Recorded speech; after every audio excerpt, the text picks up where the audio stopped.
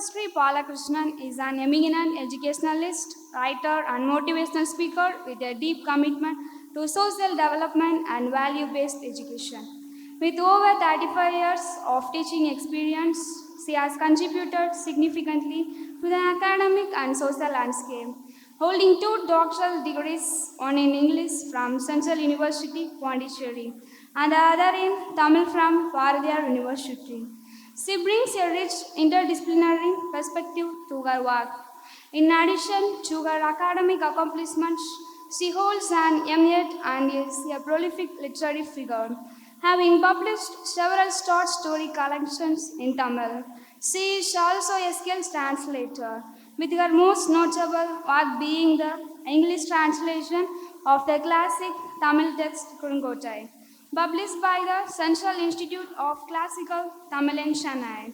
Her influence extends beyond academia through her motivational talks, which have gained international recognition. A talk series, Manathil Urdi Vendum, has reached a global audience with over 330 episodes, inspiring individuals to realize their potential and pursue personal and social development. Her professional journey includes speaking engagements at prestigious forums across the world, including Malaysia, Singapore, Canada, the UK, and Sri Lanka. Notably, she was invited by the Indian Consulate General to deliver a lecture on the International Day of Non-Violence in Jaffna in 2016, where she addressed over 5,000 students, youth, and women from diverse ethnic backgrounds. In 2017, she delivered the first Abdul Kalam Memorial Lecture in Singapore, further solidifying her reputation as an influential thought leader, an award-winning writer, and an eloquent speaker in both Tamil and English. Dr. Jayanta Sri Balakrishnan continues to inspire generations through her advocacy for education, cultural preservation, and personal growth. Thank you for giving an opportunity. Thank you all. வணக்கம். That's brilliant. ஏன்னா உங்களுக்கு good morning அப்படின்னு சொல்லி இந்த compare பண்ணக்கூடிய குழந்தைங்க சொன்னாங்க. எதுக்குமே நீங்கள் அசையவே இல்லை. ஐ திங்க் ஒரு வணக்கம் வந்த உடனே there is some kind of a breaking. But இந்த வணக்கம் இன்னும் சந்தோஷமான ஒரு வணக்கமாக இருக்கலாம். வணக்கம். That's much much better. So before I start ஒரு சின்ன ரிக்வெஸ்ட் மட்டும். Thanks a lot. First years and second years have கம்னு நினைக்கிறேன். நான் தேர்ட் இயர்ஸ் கிட்ட கூட ஃபாதர் சொல்லியிருப்பாருன்னு நினைக்கிறேன். Those who are willing may come அப்படின்னு சொல்லியிருப்பாங்க. இனிமேல் நான் மட்டும் அல்ல, யார் இந்த மாதிரி உங்ககிட்ட பேசுறதுக்காக வராங்க அப்படின்னாலும் ஒரு சின்ன உதவி ஒன்று பண்ணணும். வாட் எக்ஸாக்ட்லி இட் இஸ் அப்படின்னா, நல்லதான் இருக்குது கையில் எதுவும் கொண்டு வராமல் ஜாலியாக வந்து உட்காரும்போது பார்க்குறதுக்கு ரொம்ப நல்லா இருக்குது. ஆனால் சினிமா தேட்டரானாலும் கையில் டிக்கெட் வேணும் தானே, அது இல்லாமல் உட்கார முடியாது. அதனால் என்ன பண்ணுறீங்க, இன் future if anybody comes to address you, உங்ககிட்ட பேசணும் அப்படிங்கிறதுக்காக யாராவது ஒரு கிளம்பி வரும்பொழுது கையில் ஒரு சின்ன நோட் புக்கும் பேனாவும். நான் உங்களுடைய அந்த 5-in-1 லாங் சைஸ் நோட் புக்கெல்லாம் கேட்கவே இல்லை.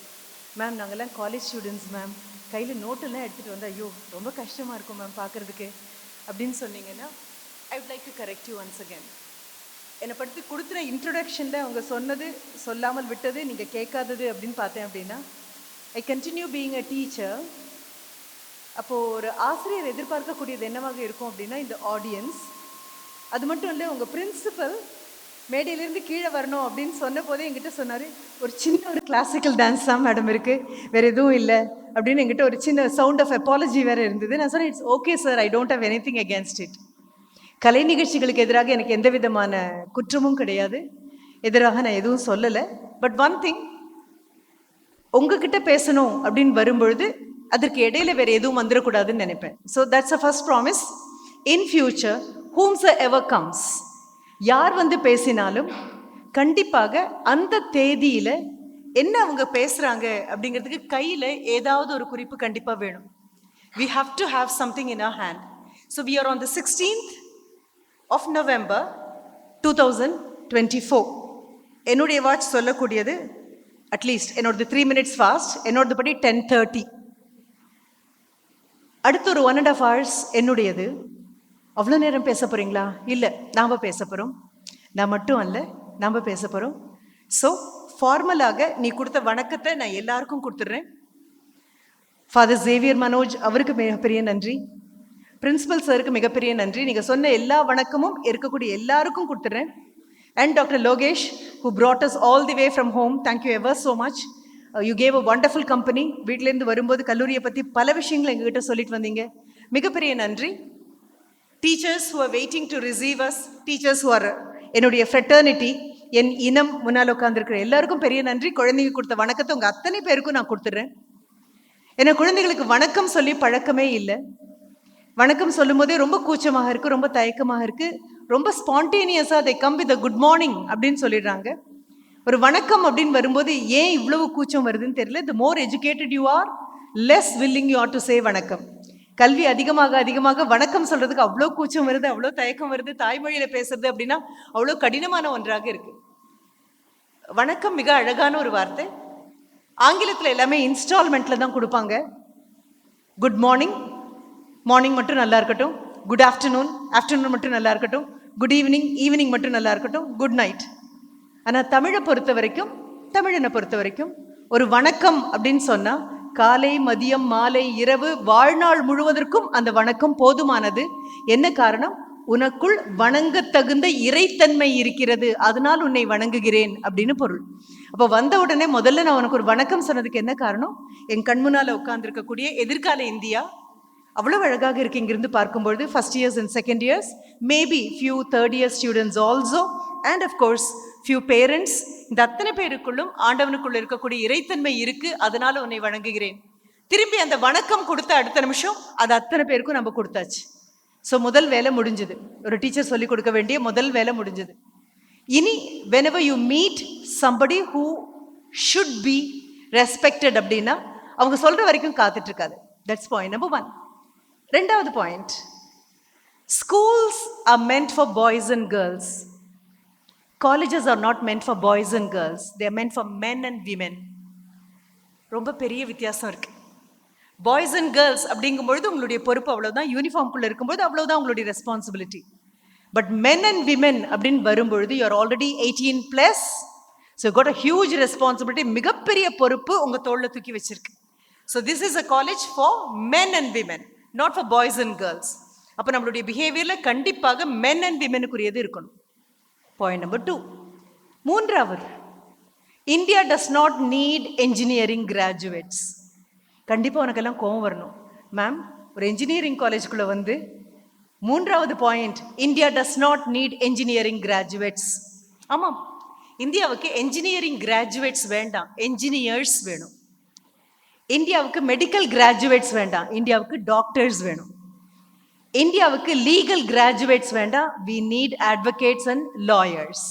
அப்போ இந்த கல்லூரியை விட்டு வெளியில் போகும்பொழுது முழுமையான என்ஜினியர்ஸாக வெளியில் வரணும். அவர்களுக்கு தான் இந்தியா காத்துட்டு இருக்கே தவிர என்ஜினியரிங் கிராஜுவேட்ஸாக வெளியில் வரவங்களுக்கு எங்கேயுமே இடம் கிடையாது. அப்போ 2வது வருடம் 3வது வருடம் முடிச்சு மேலே வரும்பொழுது கண்டிப்பாக 4 வருடங்கள் முடிச்சு வெளியில் வரும்போது you will B a full-fledged engineer who can be utilized immediately by the society. இது 3வது. அப்போ அதற்குரிய மனப்பக்குவத்தோடு பேசக்கூடியதை கேட்பீங்கன்னு நினைக்கிறேன். பேசி முடிச்சதுக்கப்புறம் கண்டிப்பாக ஒரு இன்டராக்டிவ் செஷன் இருக்குது. மின்னஞ்சல்லையே உங்கள் பிரின்சிபல் கிட்ட நான் கேள்வி கேட்டது அதுதான். ஸ்கெட்யூலாக அஜெண்டா போட்டிருக்கும் பொழுதும் அதில் அவர் போட்டிருப்பாரு 1 hour of talk followed by 30 minutes of interaction with the students. ஏன்னா நான் வந்து பேசிட்டு போகிறதுல எதுவும் கிடையாது. நான் பேசுகிறது உன்னை அடைந்ததான்னு எனக்கு தெரியணும். உன் மனதுக்குள் இருக்கக்கூடிய சந்தேகங்கள் கண்டிப்பாக உன்னுடைய துறையை சார்ந்த சந்தேகம் எதுக்கும் எங்கிட்ட விளக்கம் கிடையாது. You may belong to any department, I am sorry, I do not have an answer. Technical questions எதுக்கும் எங்கிட்ட எந்த பதிலும் கிடையாது. ஆனால் கண்டிப்பாக வாழ்க்கை இது மட்டும் அல்ல, இந்த 4 வருடங்கள் மட்டும் அல்ல. அப்போ இது போக வேற எதுலமோ மனதுக்குள்ள இருக்கு, உங்ககிட்ட என்ன எதிர்பார்க்கிறோன்னு இருக்கு, எங்கிட்ட என்ன எதிர்பார்க்குறீங்கன்னு இருக்கு. இதெல்லாம் சேர்ந்து தான் 1 மணி நேரம் பேச்சுக்கு அப்புறம் கேள்வியாக வரணும். சரி, அதற்கு அடுத்தது தமிழ்தாய் வாழ்த்து வந்தது. தமிழ்தாய் வாழ்த்து உங்களுடைய கோயர், இந்த காலேஜ் கோயர் சிங்கிங், கூடவே ஒரு பிஜிஎம் வந்தது. தமிழ்தாய் வாழ்த்து ரெகுலராக பாடும்போது இல்லாத மாதிரி கொஞ்சம் பேஸ் விட்டு நிதானமாக தமிழ்தாய் வாழ்த்து பாடினாங்க. Thank you, thanks a lot. ஆனால் அது கூட நான் கேட்கக்கூடியது, வரும்பொழுது டாக்டர் லோகேஷ் என்கிட்ட சொன்னாங்க, மற்ற கல்லூரிகளில் இருக்கக்கூடிய குழந்தைங்க எல்லாருமே ரைட் கோயம்புத்தூர் சேர்ந்தவங்களா தான் இருப்பாங்க. எங்களுக்கு தமிழ்நாடு முழுவதிலிருந்துமே ஸ்டூடெண்ட்ஸ் வராங்க. சில சமயம் பேன் இண்டியா குரூப்பாக கூட இருக்கலாம். தமிழ்நாட்டை விட்டு வெளியிலேருந்து கூட குழந்தைங்க வந்திருக்கலாம், எனக்கு தெரியாது. தமிழ்நாட்டுக்குள்ளே தான் குழந்தைங்க வரீங்க அப்படின்னா ஒரு தமிழ்தாய் வாழ்த்து வரும்பொழுது கோயர்ல 10 பேர் நின்று பாடுறதுங்கிறது வேற, ஆடிட்டோரியம்ல இருக்கிற அத்தனை குழந்தைங்களும் சேர்ந்து பாடுறதுங்கிறது வேற. மேம் நாங்களாம் என்ஜினியரிங் கிராஜுவேட்ஸ் மேம், நாங்கெல்லாம் தமிழ்தாய் வாழ்த்து எப்படி மேம்? என்ன மேம் கேட்குறீங்க? நீங்க ரொம்ப புராதனமான ஆளா இருக்கீங்க போல இருக்கு, யூ ஆர் வெரி ஆன்டிகுவேட்டட் கேட்கலாம். ஆனா அரசு பள்ளியிலேருந்து வந்திருக்கக்கூடிய குழந்தைகளாக சிபிஎஸ்இ சிலபஸ் அப்படின்னு சொன்னாலும் இன்டர்நேஷனல் அது இருந்தால் மட்டும்தான் உங்க புத்தகங்கள்ல தமிழ்தாய் வாழ்த்து இருக்காது, நாட்டுப்பண் இருக்காது. மற்றபடி சாதாரணமாக ஹையர் செகண்டரி படிச்சுட்டு வரக்கூடிய குழந்தைங்க 1ஆம் வகுப்பிலிருந்து 12ஆம் வகுப்பு வரைக்கும் தமிழ்நாட்டுக்குள்ள படிச்சுட்டு வர குழந்தைங்க அப்படின்னு சொன்னா கண்டிப்பா உங்களுடைய புத்தகங்கள் கூட அரசு கொடுத்த புத்தகங்களாக தான் இருக்கும். உன்னுடைய ஆசிரியர்கள் முதல் பாடத்திலேருந்து தொடங்கி இருக்கலாம். ஆனா நான் உன் டீச்சரா இருந்தேன் அப்படின்னா அட்டையிலிருந்தே தொடங்கிடுவேன்.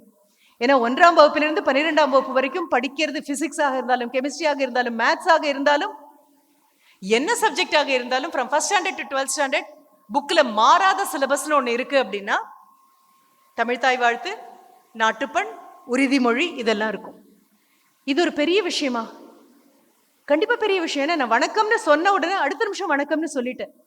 ஸோ என்னவாக இருந்தாலும் அவரவர் தாய்மொழியில பேசும்போது அவங்கள அறியாம எல்லா விதமான கட்டுப்பாடுகளையும் உடச்சு வெளியில வந்துடலாம். ஏன்னா நமக்கு புரியுது. ஆங்கிலத்துறை பேராசிரியர் அப்படின்னா முழுக்க முழுக்க ஆங்கிலத்திலே பேசிடுவாங்களோ அப்படிங்கிற ஒரு சின்ன அச்சம் இருக்கு. But once you go out of this college you have to talk in English. வேற வழி கிடையாது. வரும்பொழுது மிஸ்டர் லோகேஷ் கிட்ட அதுவும் நான் கேட்டேன், லிங்குவிஸ்டிக் காம்பிடன்சி எப்படி இருக்கும் உங்க குழந்தைங்களோடது? ஏன்னா வரக்கூடிய எம்என்சி மல்டிநேஷனல் கம்பெனி எல்லாம் வரும்பொழுது அந்த கம்பெனிகள் உங்ககிட்ட கேள்வி கேட்கும் பொழுது ஹெச்ஆர் கேட்கக்கூடிய எல்லா கேள்விக்கும் கேள்வி புரியணும், பதில் சொல்ல புரியணும். ஆங்கிலம் வேற வழியே கிடையாது, கண்டிப்பா வேணும். ஆனா ஒன்று தெரியணும், இந்த ஆடிட்டோரியம்குள்ள வர்றதுக்கு ஒரு கதவு தான் அங்க வச்சிருக்காங்க. ஆனா இத்தனை ஜன்னல் இருக்கு. Your mother tongue is a door through which you make an entry. The other tongues are the windows. இந்த இருக்கக்கூடிய ஒவ்வொரு ஜன்னல் வழியாகவும் காத்து வர்றதுக்கு அனுமதி இருக்கிற மாதிரி, அது இங்கிலீஷாக இருக்கலாம், ஜாப்பனீஸாக இருக்கலாம், ஜெர்மனாக இருக்கலாம், அல்லது ஹிந்தியாக இருக்கலாம், மலையாளமாக இருக்கலாம், கன்னடமாக இருக்கலாம், தெலுங்காக இருக்கலாம். ஆனா வரக்கூடிய நடைபாதையாக நீ வரவும் போகவும் இருக்கக்கூடியது உன்னுடைய தாய்மொழி. அப்ப என்ன பண்றோம்? அடுத்த தடவை தமிழ்தாய் வாழ்த்து அப்படின்னு சொன்னா சிலபஸ்ல விடாம வந்துட்டு இருக்கக்கூடிய ஒரு தமிழ்தாய் வாழ்த்து சந்தோஷமா பாடு. உனக்கு இன்னும் ஒரு சின்ன உதாரணம் கூட சொல்றேன். மேம் நாங்கெல்லாம் science technology paste students, you want us to Singh தமிழ்தாய் வாழ்த்து, என்ன மேம் இப்படி சொல்றீங்க அப்படின்னு கேட்டீங்கன்னா உங்களுக்காக தான். You all would have heard about madam Curie. Madam கியூரிங்கிற பேர் ஏதோ ஒரு நான் டீடைல் புக்ல கண்டிப்பா வந்திருக்கும் ஸ்கூல்ல. அவங்களுடைய ஒரிஜினல் நேம் மரியா. அவங்க போலண்டை நாட்டை சேர்ந்த பெண்மணி, பாலிஷ் உமன். எப்படி இங்கிலாண்டை சேர்ந்தா இங்கிலீஷ் அப்படின்னு சொல்றோமோ, ஸ்காட்லாண்டை சேர்ந்தா ஸ்காட்டிஷ் அப்படின்னு சொல்றோமோ, போலண்டை சேர்க்கும்போது பாலிஷ் அப்படின்னு சொல்லுவோம். But Poland was ruled by Russia. ரஷ்யாவுடைய ஆட்சிக்கு கீழே தான் போலண்ட் இருந்தது. அப்போ பள்ளிக்கூடத்துக்குள்ள ஒரு மொழியை கொண்டு வந்துட்டோம் அப்படின்னு சொன்னா மக்கள் எல்லாருமே அந்த மொழி பேச ஆரம்பிச்சிருவாங்க. அப்போ போலண்டை அடிமையாக வைத்திருந்த ரஷ்யன் ஆஃபீஸர்ஸ் என்ன முடிவு பண்ணாங்க அப்படின்னா, பள்ளிக்கூடத்துல the spoken language will have to be Russian. தாய்மொழியான பாலிஷ் மொழி பேசக்கூடாது, எல்லாரும் ரஷ்யன் தான் பேசணும் அப்படின்னு சொல்லியாச்சு. அடிக்கடி பள்ளிக்கூடங்களுக்கு தணிக்கை நடக்கும். திடீர்னு வருவாங்க. The educational officers, Russian educational officers will visit the schools. எதற்காக? பாடம் ஒழுங்கா நடக்கிறதா பார்க்க வருவாங்க. கூடவே எல்லாரும் ரஷ்யன் மொழியில பேசுறாங்களா? ஒரு நாட்டை முழுக்க முழுக்க அடிமையாக்கணும் அப்படின்னா தாய்மொழி அவங்க கிட்ட நகர்த்திட்டீங்கன்னா போதும். சரி, அப்படி திடீர்னு வரும்பொழுது மரியா அவளுடைய ஹிஸ்டரி டீச்சர் கிட்ட அவளுடைய தாய்மொழி, ஹிஸ்டரி டீச்சருக்கும் அதுதான் தாய்மொழி, பாலிஷ் மொழியில பேசிட்டு இருக்காங்க. 2 பேரும் பேசிட்டு இருக்கும்போது திடீர்னு ரஷ்யன் ஆஃபீஸர் உள்ள வந்துடுறாரு.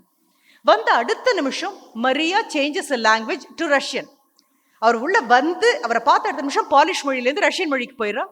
அவர் போன அடுத்த நிமிஷம் டீச்சரும் ரஷ்யன் மொழியில பேச ஆரம்பிச்சிடறாங்க. 2 பேரும் they converse in Russian language. அவங்க போனதுக்கு அப்புறம் அப்பாடா மொழி உள்ள வந்தாச்சு, இனி தாய்மொழியே கிடையாது. தாய்மொழியை எடுத்துட்டோம் அப்படின்னா நாடு முழுக்க அடிமையாயிடும். ஏன்னா சிந்திக்கிறது கூட அந்நிய மொழியில சிந்திக்க ஆரம்பிச்சிடும் அப்படின்னு தெரிஞ்ச உடனே ஒரு ரஷ்யன் ஆஃபீஸர் போயிட்டாரு. போனதுக்கு அப்புறம் Maria and her teacher they both sit and cry their heart out. 2 பேரும் உட்கார்ந்து ஒருத்தர் கையை பிடிச்சு ஒருத்தர் அழறாங்க. எந்த நாட்டுல தன்னுடைய மொழியை பேச முடியலையோ அந்த நாடு எப்படி வளரும் அப்படின்னு. பிற்காலத்துல she marries Professor Curie and she becomes Madam Curie ஆக மாறுறாங்க. மேடம் மேரி கியூரி அப்படிங்கிற பேர் தான் உனக்கு தெரியும். Once she becomes Madam Curie, கண்டுபிடிக்கிறதுனுடைய அவங்க ஃபர்ஸ்ட் முதலாவதாக அவங்க கண்டுபிடிக்கக்கூடிய அந்த பொருளுக்கு அவங்க கொடுக்கக்கூடிய நேம் என்ன தெரியுமா? பொலோனியம் அப்படின்னு பேர் கொடுக்குறாங்க. ஏன் பொலோனியம்? போலந்து நாட்டை சேர்ந்த பெண்மணினா, எத்தனை மாறினாலும் என் தாய் நாடு மாறாது, என் தாய் மொழி மாறாது, so let me honour my language and my கண்ட்ரின்னு பொலோனியம் அப்படின்னு பேர் கொடுக்குறாங்க. அவ்வளோ பெரிய மேடம் கியூரிக்கே அவங்க மொழி மேலே அவ்வளோ பெரிய பற்று இருக்கு அப்படின்னு சொன்னால், 2000 ஆண்டுகள் நீயும் நானும் குத்து மதிப்பில் சொல்கிறோம். ஆனால் இருக்கக்கூடிய அகழ்வாராய்ச்சியெல்லாம் பார்த்தோம் அப்படின்னா 10,000 ஆண்டுக்கு முன்னாலே இந்த மொழி வந்தாச்சு அப்படின்னு தோணுது. மற்ற இனங்கள் எல்லாம் வாயை திறந்து பேசக்கூட முடியாது இருந்த போது வந்த ஒரு மொழி. அப்போ as an engineer when you come out or as an engineer in graduate when you sit here, தைரியமா தோளை நிமித்தி கம்பீரமா உன்னுடைய தாய் மொழியை வாழ்த்தி பாட ஆரம்பிச்சிட்ட அப்படின்னு சொன்னா உனக்கு அந்த தைரியம் வரும், அந்த மனப்பக்குவம் வரும். இனி எதை கண்டுபிடிச்சாலும் you are a product of this college and you are product of Tamil Nadu, you are a product of India அப்படின்னு சொல்றதுல தோளை நிமித்தி மிகுந்த கர்வத்தோட சொல்வியே தவிர கூச்சப்பட்டுட்டு இருக்க மாட்டேன். ஸோ அடுத்த ப்ராமிஸும் நீ பண்ணியாச்சு. என்ன ப்ராமிஸ்? நெக்ஸ்ட் டைம் அவங்கெல்லாம் பாடுவாங்க, ஆனால் அவங்க கையில் மைக் இருக்க வேண்டிய அவசியம் கூட கிடையாது. என்ன காரணம்னா, ஆடிட்டோரியமில் இருக்கக்கூடிய அத்தனை குழந்தைகளும் 1ஆம் வகுப்பிலிருந்து 12ஆம் வகுப்பு வரைக்கும் மாறாத சிலபஸாக இருந்த உன்னுடைய தமிழ்தாய் வாழ்த்த மனசார வாழ்த்தி பாடுவேன். Because you got a language. மொழிங்கிறது மிகப்பெரிய ஆடம்பரம். ஆங்கிலத்தில் பேசுறது கண்டிப்பாக தேவை, ஏன்னா அது ஒரு ஜன்னல். ஆனால் நமக்கு வேண்டியது என்ன? ஒரு கதவு. மலையாளத்தில் ஒரு கவிஞர் உண்டு, அவங்க ரொம்ப அழகாக மாதவி நாயர் அப்படின்னு பேர், and she later on Kamala Das அப்படின்னு பேரை மாற்றிக்கிறாங்க. அவங்க மாதவி குட்டி கமலா தாஸ்னு பேரை மாற்றிக்கிறாங்க. பிற்காலத்தில் எழுதும்பொழுது அவங்க ரொம்ப அழகாக சொல்லுவாங்க, எனக்கு 3 மொழிகள் தெரியும், 2இல் எழுதுகிறேன், 1இல் கனவு காணுகிறேன் அப்படின்னு சொல்லுவாங்க. I know 3 languages, I write in 2. அவங்க இங்கிலீஷ்லையும் எழுதினாங்க, மலையாளத்துலையும் எழுதினாங்க. She knows yet another language, but she says, I dream in one language, and the language of your dream, the language of your subconscious is your mother tongue, right? So அதையும் clear பண்ணியாச்சு. இனி மோட்டிவேஷனுக்குள்ளே டைரெக்டாக உள்ளே வந்துடலாம். பெரிய ஒரு ரிக்வெஸ்டாக இருந்தது principal சொன்னது. அது மட்டும் இல்லை, குழந்தைங்க கிட்ட நான் பேசுறதுன்னா ரொம்ப ரொம்ப சந்தோஷம். என்னை பொறுத்த வரைக்கும் பணி நிறைவு பெற்றதுக்கப்புறம் என்னளவு அதிகமாக தமிழ்தாய் வாழ்த்தும் நாட்டு பண்ணும் பாடின ஆசிரியர் வேறு யாரும் கிடையாதுன்னு நினைப்பீங்க. பார்த்துருக்கலாம் நீங்கள். அவங்க பாடும்போது கூட பாடிட்டே நின்னேன். எனக்கு அவ்வளோ பெரிய சந்தோஷம். எனக்குன்னு ஒரு மொழி இருக்குது, அந்த மொழிக்குன்னு ஒரு பாடல் இருக்குது, அதை பாடுறதுக்கு 10 பேர் இருக்காங்க, அதை பாடுறதுக்கு என்னால் முடியும்னு. அதே மாதிரி முடிக்கும் பொழுது, இந்த நிகழ்வு முடிக்கும் போது கண்டிப்பாக ஒரு நாட்டுப்பண் உண்டு. அந்த நாட்டுப்பண் பாடும் பொழுதும் of course the choir will be singing. அவங்க பாடுறதுக்காக நீங்கள் இல்லை, you will also be singing, because நீங்களும் நானும் இன்னி தேதிக்கு, தட் இஸ் 16/11/2024 இங்கே அமைதியாக உட்காந்துட்டு இருக்கோம் அப்படின்னு சொன்னால் எல்லைகளில் இன்னும் பதட்டம் இருக்குது. எல்லைகளை காப்பாற்றுறதுக்காக உனக்காகவும் எனக்காகவும் காவலுக்கு யாரும் நின்றுட்டு இருக்காங்க. அவங்க யாரும் உனக்கும் எனக்கும் சொந்தக்காரங்க கிடையாது, உனக்கு எனக்கும் அவங்க ரத்த பந்தம் கூட கிடையாது. அவங்க யாருன்னு உனக்கும் அவங்க முகம் தெரியாது, எனக்கும் முகம் தெரியாது. ஏதாவது ஒரு படம் ராணுவ வீரனை பற்றி வந்துருச்சு அப்படின்னு சொன்னால் ஒரு 3 மணி நேரம் படம் பார்த்துட்டு கண் கசியாச்சே ரொம்ப இமோஷனல் ஆயிட்டேன்ப்பா அப்படின்னு சொல்கிறது அல்ல வாழ்க்கை. எப்படி நான் பேசும்போது மூச்சு விட்டுட்டு இருக்கிறத பற்றி நீங்கள் நினைக்கவே இல்லையோ? Everybody is breathing. நீங்கள் எல்லாரும் மூச்சு விட்டுட்டு இருக்கீங்க, ஆனாலும் மூச்சு விடுறதை பற்றி நீங்கள் யோசிக்கிறதே கிடையாது. அது மாதிரி தான் இந்தியாவுடைய இராணுவமும், அது அங்கேயே தான் நின்றுட்டு இருக்கு. But we don't care about it. அப்போ நீயும் நானும் இவ்வளோ அமைதியாக உட்காந்து இதை கவனிக்கணும் அப்படின்னு சொன்னால், இந்த நாடு உனக்காகவும் எனக்காகவும் எல்லையில் காவலுக்கு ஆட்களை வச்சிருக்கு, காவல்துறையை வச்சிருக்கு, தீயணைப்பு படையை வச்சிருக்கு. இவங்க அத்தனை பேரும் நீ பத்திரமாவும் நான் பத்திரமாவும் இருக்கணும்னு நினைக்கிறாங்க. இவங்க அத்தனை பேரும் யாராக இருப்பாங்க?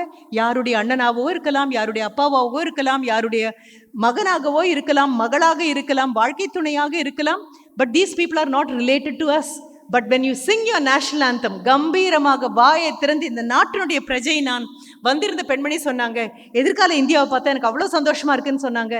ஐ ஆம் இந்தியா அப்படிங்கிற நினைப்போட நேஷனல் ஆந்தம் நீ பாடும்பொழுது, maybe that's one way of giving respect to the country which has given everything to you.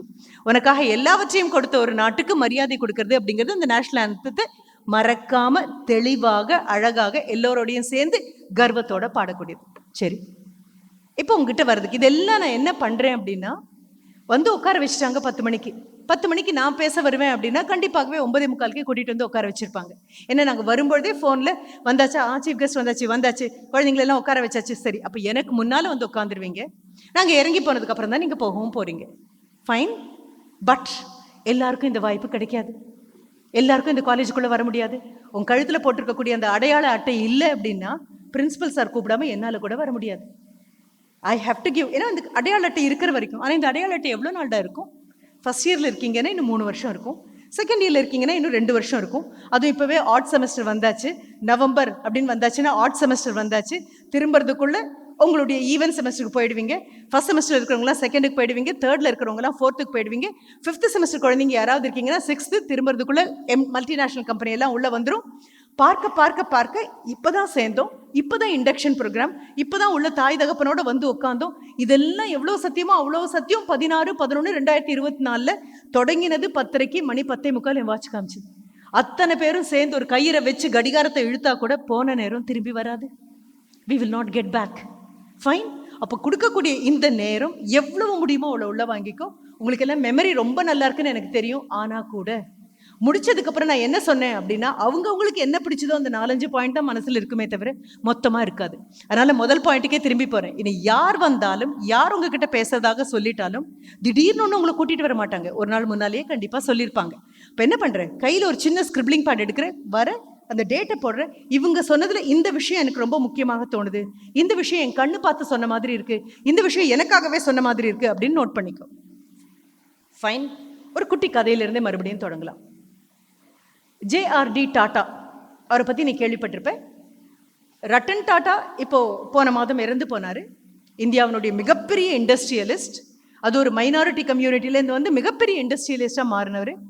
அது கூட நமக்கு யாருக்கும் பெரிய விஷயமா தோணாது. திரும்பின பக்கம்லாம் டாட்டா என்ன பண்ணலைன்னு பாரு, எல்லாவற்றுக்குள்ளேயும் டாட்டா உள்ளுக்குள்ளே உட்காந்துருக்கு. ஆனால் அதை விட பெரிய விஷயம், வாங்கின அளவு இந்தியா கொடுத்த அளவுக்கு இந்தியாவுக்கு திருப்பி கொடுத்த ஒரு நபர் உண்டு அப்படின்னா ரத்தன் டாட்டா. அவருக்கு முன்னோடி JRD டாட்டா. போய் இன்னைக்கு தேடிப்பாரு, இந்தியாவுடைய ஏவியேஷன், இந்தியாவினுடைய விமானங்கள் அப்படின்னு ஒன்று தொடங்கணும் அப்படின்னா அதில் முதல்ல கடமை இறங்கிறது JRD டாட்டா, கிரேட் இண்டஸ்ட்ரியலிஸ்ட். சரி, அவருக்கு ஒரு நண்பர் இருக்காரு. அந்த நண்பரும் பணக்கார நண்பர். அந்த நண்பருக்கு ஒரு பெரிய பிரச்சனை இருக்கு. என்ன பிரச்சனை அப்படின்னு சொன்னா, அவர்கிட்ட கிடைக்கக்கூடிய பேனாக்கள் எல்லாம் அவர் தொலைச்சிடுறாரு. எல்லார் கையிலையும் ஒரு பேனா இருக்கும் தானே, பேனாவெல்லாம் தொலைச்சிடுறாரு. தினம் 2 பேனா 3 பேனா தொலையுது. என்ன பண்றதுன்னே அவருக்கு தெரியல. பேனாக்களை தொலைக்கிறது ஒரு வியாதியா, என்ன இப்படி ஆயிடுச்சு. இப்போ JRD டாட்டா கிட்ட சாதாரணமாக பேசிட்டு இருக்கும்போது அந்த பணக்கார நண்பர் சொல்றாரு, I have the habit of misplacing my pen. என்னுடைய பேனாக்களை எங்கேயாவது வச்சிடுறேன், நான் தொலைச்சிடுறேன். என்ன பண்ணுறதுனே தெரியல, இந்த பிரச்சனையிலேருந்து எப்படி வெளியில் வருதுன்னே தெரியல, எவ்வளவு ஞாபக சக்தி இருந்தாலும் பேனாக்களை மிஸ்பிளேஸ் பண்ணிடுறேன். JRD டாட்டா சிரிச்சுட்டே சொல்கிறாரு, ஓகே, இது ஒன்றும் பெரிய பிரச்சனை இல்லை, தேய்க்கிறது ரொம்ப சுலபம், நீங்களும் நல்ல செல்வந்தர், why don't you get a golden pen? ஒரு தங்க பேனா வாங்கிக்கோங்களேன் அப்படின்னு சொல்லிட்டு போயிடுறாரு. 6 மாதம் ஆயிடுது. 6 மாதத்துக்கு அப்புறம் இந்த நண்பரை JRD டாட்டா மறுபடியும் சந்திக்கிறாரு. JRD டாட்டாக்கு முழுக்க மறந்தாச்சு என்ன இவர் சொன்னாரு, தான் அதுக்கு என்ன பதில் சொன்னோம், இது எல்லாத்தையும் மறந்தாச்சு. ஆனால் அந்த நண்பர் ஓடி வந்து JRD டாட்டா கையை பிடிச்சிட்டு, thank you thank you, thanks a lot, பெரிய நன்றி உங்களுக்கு, என்னுடைய பெரிய பிரச்சனையை நீங்கள் தீர்த்துட்டீங்க. என்ன பிரச்சனை, எனக்கு எதுவும் ஞாபகம் இல்லை. ஒன்றும் இல்லை, பேனாக்களை தொலைச்சிட்டே இருந்தேன் நான். I was just losing pens left right and centre. திரும்பின பக்கம் நான் எத்தனை வாங்குவேன், எங்கே வைப்பேனே தெரியல, தொலைச்சிட்டு இருந்தேன். நீங்கள் என்கிட்ட ஒன்று சொன்னீங்க, why don't you get a golden pen அப்படின்னு சொன்னீங்க, வாங்கிட்டேன். ஒன்று உனக்கு ஒரு கேள்வி வரலாம், மேம் தங்க பேனான்னு எங்கே மேம் இருக்குது அப்படின்னு சொல்லி போய் தேடி பாரு கூகுளில், costliest pen in the world அப்படின்னு பாரு. பேனாவுடைய நிப், ஃபவுண்டன் பென், நீங்களாம் அது பயன்படுத்துறதுல எல்லாருமே பால் பென் யூஸ் படுத்திட்டு இருக்கீங்க. பள்ளிக்கூடத்தில் இருந்த வரைக்கும் டீச்சர்ஸ் சொல்லியிருப்பாங்க, பால் பென்னோட ஃபவுண்டன் பென்ல எழுது, இங்க் ஊத்துற பேனால எழுது, அப்போ கையெழுத்து இன்னும் திருத்தமாக இருக்கும், தெளிவாக இருக்கும், அழுத்தமாக இருக்கும். ஏன்னா எந்த பேட்டை வச்சு நீங்கள் விளையாடுறீங்க அப்படிங்கிறது கிரிக்கெட்டில் ரொம்ப பெரிய விஷயம். கிரிக்கெட்டில் ரொம்ப ஆசை இருக்கக்கூடிய குழந்தைக்கு பொம்மை பேட்டை கொடுத்தோம் அப்படின்னா, டாய் பேட்டை கொடுத்தோம் அப்படின்னா, it will never get the feel of the bat. அந்த குழந்தையால தூக்க முடியாத பேட்டாக இருந்தாலும் ஹெவி பேட்டை கொடுத்து பழகிட்டீங்க அப்படின்னா, ஓ இப்படி தான் இருக்குமா கிரிக்கெட் பேட், இப்படி தான் இருக்குமா அதனுடைய கனம், இதைத்தான் நான் சொல்லட்டுமா அப்படின்னு அந்த குழந்தைக்கு தெரியும். அதே மாதிரி பேனாவை பள்ளிக்கூடத்தில் சொல்லுவாங்க, ஃபவுண்டன் பென் யூஸ் படுத்து, பால் பென் யூஸ் படுத்து, அது ரொம்ப லைட்டாக இருக்கும்போது உனக்கு கையெழுத்து திருத்தமாக இருக்காது. பட் காலேஜுக்கு வரும்போது எல்லாத்தையும் தூக்கி வீசின மாதிரி முதல்ல வீசினது அதுவாக தான் இருக்கும். இப்போ இந்த கோல்டன் பென் இவர் தொலைக்கவே இல்லை. போய் தேடிப்பாரு, கோல்டன் நிப் இருக்கிற பேனாக்கள்லாம் இன்னும் இருக்கு. அதெல்லாம் ஒரு it's an object of prestige. அப்படியே அவங்க பாக்கெட்டில் அது வச்சிருக்காங்க அப்படின்னாலே பெரிய பணக்காரர், ரொம்ப பெரிய செல்வந்தர் அப்படின்லாம் அர்த்தம். அது உங்களுடைய ஸ்டேட்டஸ் சிம்பிளாக கூட இருக்கும். சரி, அவர் தொலைக்கவே இல்லை. அவ்வளோ சந்தோஷமா சொல்றாரு, நீங்க என்னைக்கு சொன்னீங்களோ தெரியல, நான் வாங்கினேன், அதுக்கப்புறம் தொலைக்கவே இல்லை. இதோட முடிஞ்சிருது அந்த எபிசோட். ஆனா ஜேஆர்டி டாட்டா திருப்பி நம்ம கிட்ட சொல்லக்கூடியது என்ன தெரியுமா? சாதாரணமான பேனா, மறுபடியும் மறுபடியும் வாங்கக்கூடிய பேனா, எத்தனை தொலைஞ்சாலும் என்னால் இன்னும் 10 வாங்க முடியும் அப்படிங்கும்போது நம்ம என்ன பண்ணுவோம்? நமக்கு அதுக்குள்ள ஒரு அலட்சியம் வந்துடும். வாங்கியிருக்கக்கூடிய தங்க பேனா அப்படின்னு சொன்னா மறக்காம பத்திரப்படுத்துவோம். வாழ்க்கையில பல தங்க பேனாக்கள் இப்படிதான் நம்ம பத்திரப்படுத்தணும் அப்படின்னு தான் அந்த கதை முடியுது. இப்போ உங்ககிட்ட திரும்பி வரேன். நான் திருப்பி திருப்பி சொல்லக்கூடியது, இன்னைக்கு இதை முடிச்சுட்டு போறதுக்குள்ள குறைந்தபட்சம் நீ எண்ணலாம், எத்தனை தடவை சொன்னாங்க அப்படின்னு கூட எண்ணலாம். குறைந்தபட்சம் 10 தடவையாவது நான் சொல்வேன், தேதியை சொல்லிட்டே இருப்பேன். 16ஆம் தேதி இருக்கும், 11வது மாசத்துல இருக்கும், 2024 இருக்கும், 10:30 மணிக்கு தொடங்கினேன், இப்ப நேரம் போக ஆரம்பிச்சிருச்சு அப்படின்னு சொல்வேன் இல்லையா? அப்போ உங்க கையிலையும் என் கையிலையும் ஆசிரியர்கள் கையிலையும் மாணவர்கள் கையிலையும் அத்தனை பேர் கையிலையும் இருக்கக்கூடிய தங்க பேனாக்கள் என்னென்னு எண்ணி பார்க்கலாம். ஸ்டூடெண்ட்ஸ் ஆனா உங்க கையில இருக்கக்கூடிய தங்க பேனாக்கள் என்ன தெரியுமா? காலையில உன்னை காலேஜுக்காக கிளப்பி அனுப்புறாங்க இல்லையா, ஒரு தாயும் தகப்பனும் தங்க பேனாக்கள். They are not ordinary pen. நீ வரும்போது அவங்க கிட்ட கோவப்பட்டுட்டு வந்திருக்கலாம், காலையில அவங்க பண்ண பிரேக்ஃபாஸ்ட் உனக்கு பிடிக்காம இருந்திருக்கலாம், எப்ப பார் படி படி படினே சொல்லிட்டு இருக்கீங்களே, எப்போ எக்ஸாம்னு கேட்குறீங்க, இன்டர்னல்ஸ் எப்பன்னு கேட்குறீங்க, உங்களுக்கு அதை பத்தி ஒண்ணுமே தெரியாதுமா அப்படின்னு அப்பா கிட்டையும் அம்மா கிட்டையும் கோச்சிட்டு வந்திருக்கலாம், வார்த்தைகளை அள்ளி வீசிட்டு வந்திருக்கலாம், ஃபைன். ஆனாலும் உங்களுக்கு ஷோரா தெரியும், ஈவினிங் போனா வீட்டில் உட்காந்துருப்பாங்கன்னு தெரியும். எத்தனை நீ கோவப்பட்டு வந்தாலும் முகத்தை கோவமா வைக்காம நீ திரும்பி வந்த உடனே மத்தியானம் சாப்பிட்டியா அப்படின்னு கேட்பாங்கன்னு தெரியும். கோவத்துல சாப்பாடு வேண்டாம்னு சொல்லிட்டு போனே, காலேஜ் கேன்டீன்லயாவது சாப்பிட்டியா அப்படின்னு கேட்பாங்கன்னு தெரியும். கொண்டு போன சாப்பாடு டிஃபன் பாக்ஸ் கொண்டு வந்துட்டு அப்படின்னா நீ கூட எடுத்து அது தேய்க்க போட மாட்டேன், வந்து உன் பைக்குள்ளேருந்து எடுத்து நீ சாப்பிட்ருக்கியா அப்படின்னு பார்ப்பாங்க. சாப்பிடல அப்படின்னா திரும்பி அந்த டிஃபன் பாக்ஸோட இங்கிட்ட வந்து நிற்பாங்க. அம்மா காலையில் தான் எரிஞ்சு விழுந்துட்டு போயிருக்கிற, கத்திட்டு போயிருக்கிற, ஆனாலும் ஷீ ஆர் ஹீ அப்பாவோ வந்து பக்கத்துல நிற்பாங்க. இவங்க 2 பேரும் தங்க பேனாக்கள். மேலே பார்த்தேன் அப்படின்னா ஜீசஸ் இப்படி கையை வச்சுக்கிட்டு சில்ட்ரன் ஒபே யுவர் பேரண்ட்ஸ் அப்படின்னு எழுதியிருக்கும். உட்காந்த போது நான் பார்த்தேன், எத்தனை பேர் பார்த்தீங்க அப்படின்னு தெரியாது. மறுபடியும் மறுபடியும் இந்த ஹாலுக்கு வரும்போது கூட எத்தனை பேர் கண் அங்கே விழுது அப்படின்னு எனக்கு தெரியாது. But let me tell you, your parents are your golden pen. உங்களுடைய தங்க பேனாக்கள் போனா திரும்பி கிடைக்காது. மரியாதை இருந்தால் கை தட்டலாம். Yes, you are not clapping for me. Thank you thank you. எனக்காக நீ கை தட்டவே இல்லை. காலையில் கோவிச்சிட்டு வந்து இல்லை சரியா மரியாதை கொடுக்காம வந்திருக்கக்கூடிய தாய் தகப்பன் இருக்காங்க இல்லையா, they are your golden pen. சொல்லலாம், எங்கள் அப்பா எனக்கு ஃப்ரெண்டு மாதிரி. அப்பா அம்மாக்கள் இங்கே உட்காந்துருக்கும்போது நான் சொல்கிறேன், என் குழந்தைகிட்ட நான் ஃப்ரெண்டு மாதிரி பழகுவேங்க. இல்லை, நீங்கள் ஃப்ரெண்டாக இருக்க வேண்டிய தேவையே கிடையாது. ஃப்ரெண்ட்லியாக இருங்க, ஆனால் ஃப்ரெண்டாக இருக்காதீங்க. அவங்களுக்கு வாழ்க்கையில் ஆயிரக்கணக்கான ஃப்ரெண்ட்ஸ் வாழ்க்கையில் வருவாங்க. தாயும் தகப்பனும் ஒரு தடவை தான் வருவாங்க.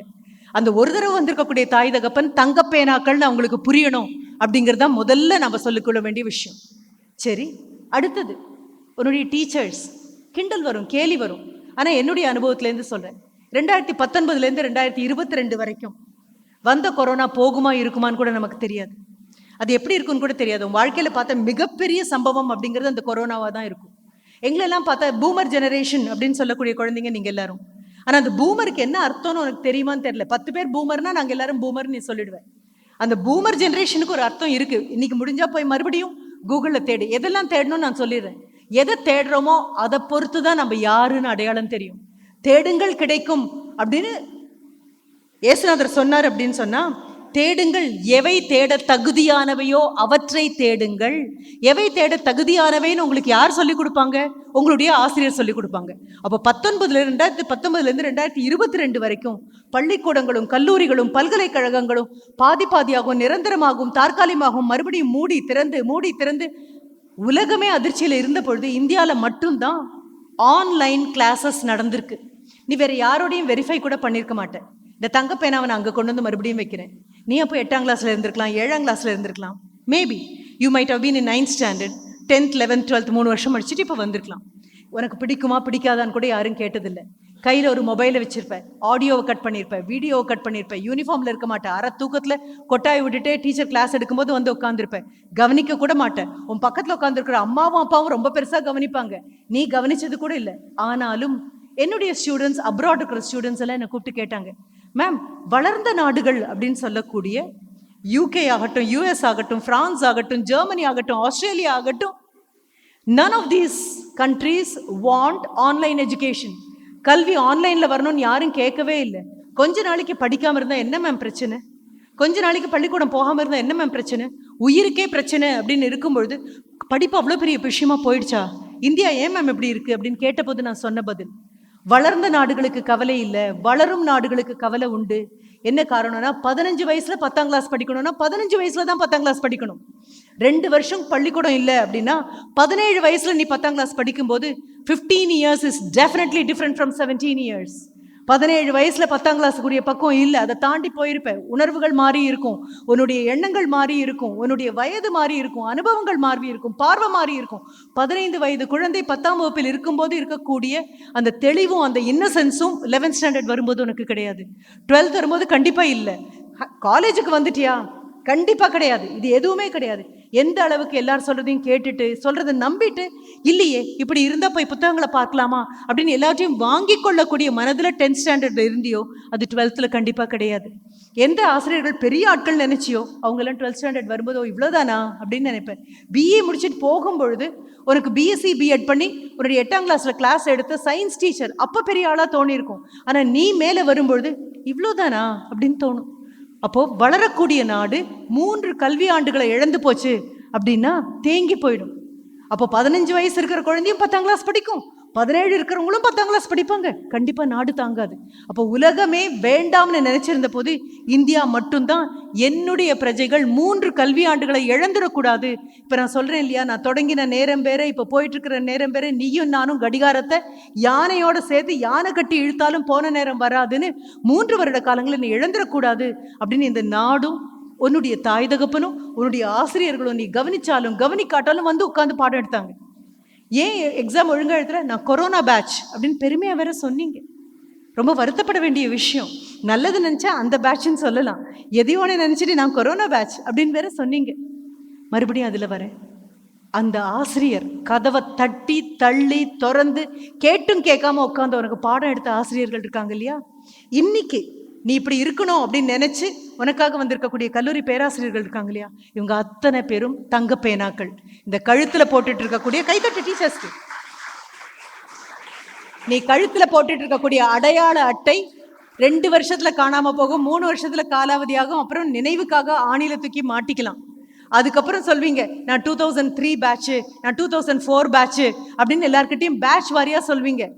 திரும்பி இந்த கல்லூரிக்கு முன்னாள் மாணவராக நீங்க வரும்போது இதே ப்ரொஃபசர்ஸும் இதே டீச்சர்ஸும் இதே பிரின்சிபலும் அவசர அவசரமா வேலைக்காக ஓடிட்டு இருப்பாங்க. அப்ப நீ வரும்பொழுது ஓ நீயா, எந்த பேட்ச் சார், நான் இந்த மேஜர் சார், இந்த டிபார்ட்மெண்ட், இந்த பேட்ச் சார் அப்படின்னு சொல்லும்போது அப்படியாப்பா சரி என்ன இப்ப என்ன பண்ற அப்படின்னு நடந்துட்டே பேசுவாங்களே தவிர உட்காந்து பேச அவங்களுக்கு நேரம் கிடையாது. அவங்களுக்கு வேற வேலை இருக்கு, அடுத்த பேட்சுக்கு அவங்க உதவணும். நீ நினைச்சா கூட you can only review, you cannot return. திரும்பி பார்க்க முடியுமே தவிர வாழ்க்கையில திரும்பி போக முடியாது. அப்போ உன்னுடைய ஆசிரியர்கள் தங்கப்பேனா, அவர்கள் உங்ககிட்ட காட்டக்கூடிய அக்கறை மிகப்பெரிய தங்கப்பேனா. அடுத்த ஒரு பெரிய தங்கப்பேனா இருக்கு, உன்னுடைய இளமை மிகப்பெரிய தங்கப்பேனா. இந்த வயசு, இந்த மனது, இந்த ஆரோக்கியம் கண்டிப்பாக 4 வருடங்கள் கழித்து கிடைக்காது. கல்லூரியிலேருந்து வெளியில போன சீனியர் ஸ்டூடெண்ட்ஸ் திரும்பி 2010 உருவான கல்லூரி 2024 நிற்கிறோம். 14 வருடங்கள் முன்னால முதல் பேட்சா வந்து வெளியில போன குழந்தைங்க யாராவது திரும்பி வந்தாங்கன்னா கேட்டு பாருங்களேன். அவங்க உங்ககிட்ட பேச மாட்டாங்க, போய் எந்தெந்த மரத்துக்கிட்ட எல்லாம் நிற்பாங்க. 14 வருஷத்துல வளர்ந்த மரம் எதெல்லாம், புது புது பிளாக் எதெல்லாம் வந்திருக்கு, புது புது டிபார்ட்மெண்ட் என்ன வந்திருக்கு, எங்களுக்கு பாடம் சொல்லி கொடுத்த டீச்சர்ஸ் எங்க இருக்காங்க, நாங்க உட்காந்து படிச்ச டேபிள் எங்க இருக்கு, அந்த டெஸ்க் எங்க இருக்குன்னு போய் தேடுவாங்க. நினைவுகளை திருப்பி தான் பார்க்க முடியுமே தவிர திரும்பி வா அப்படின்னா வராது.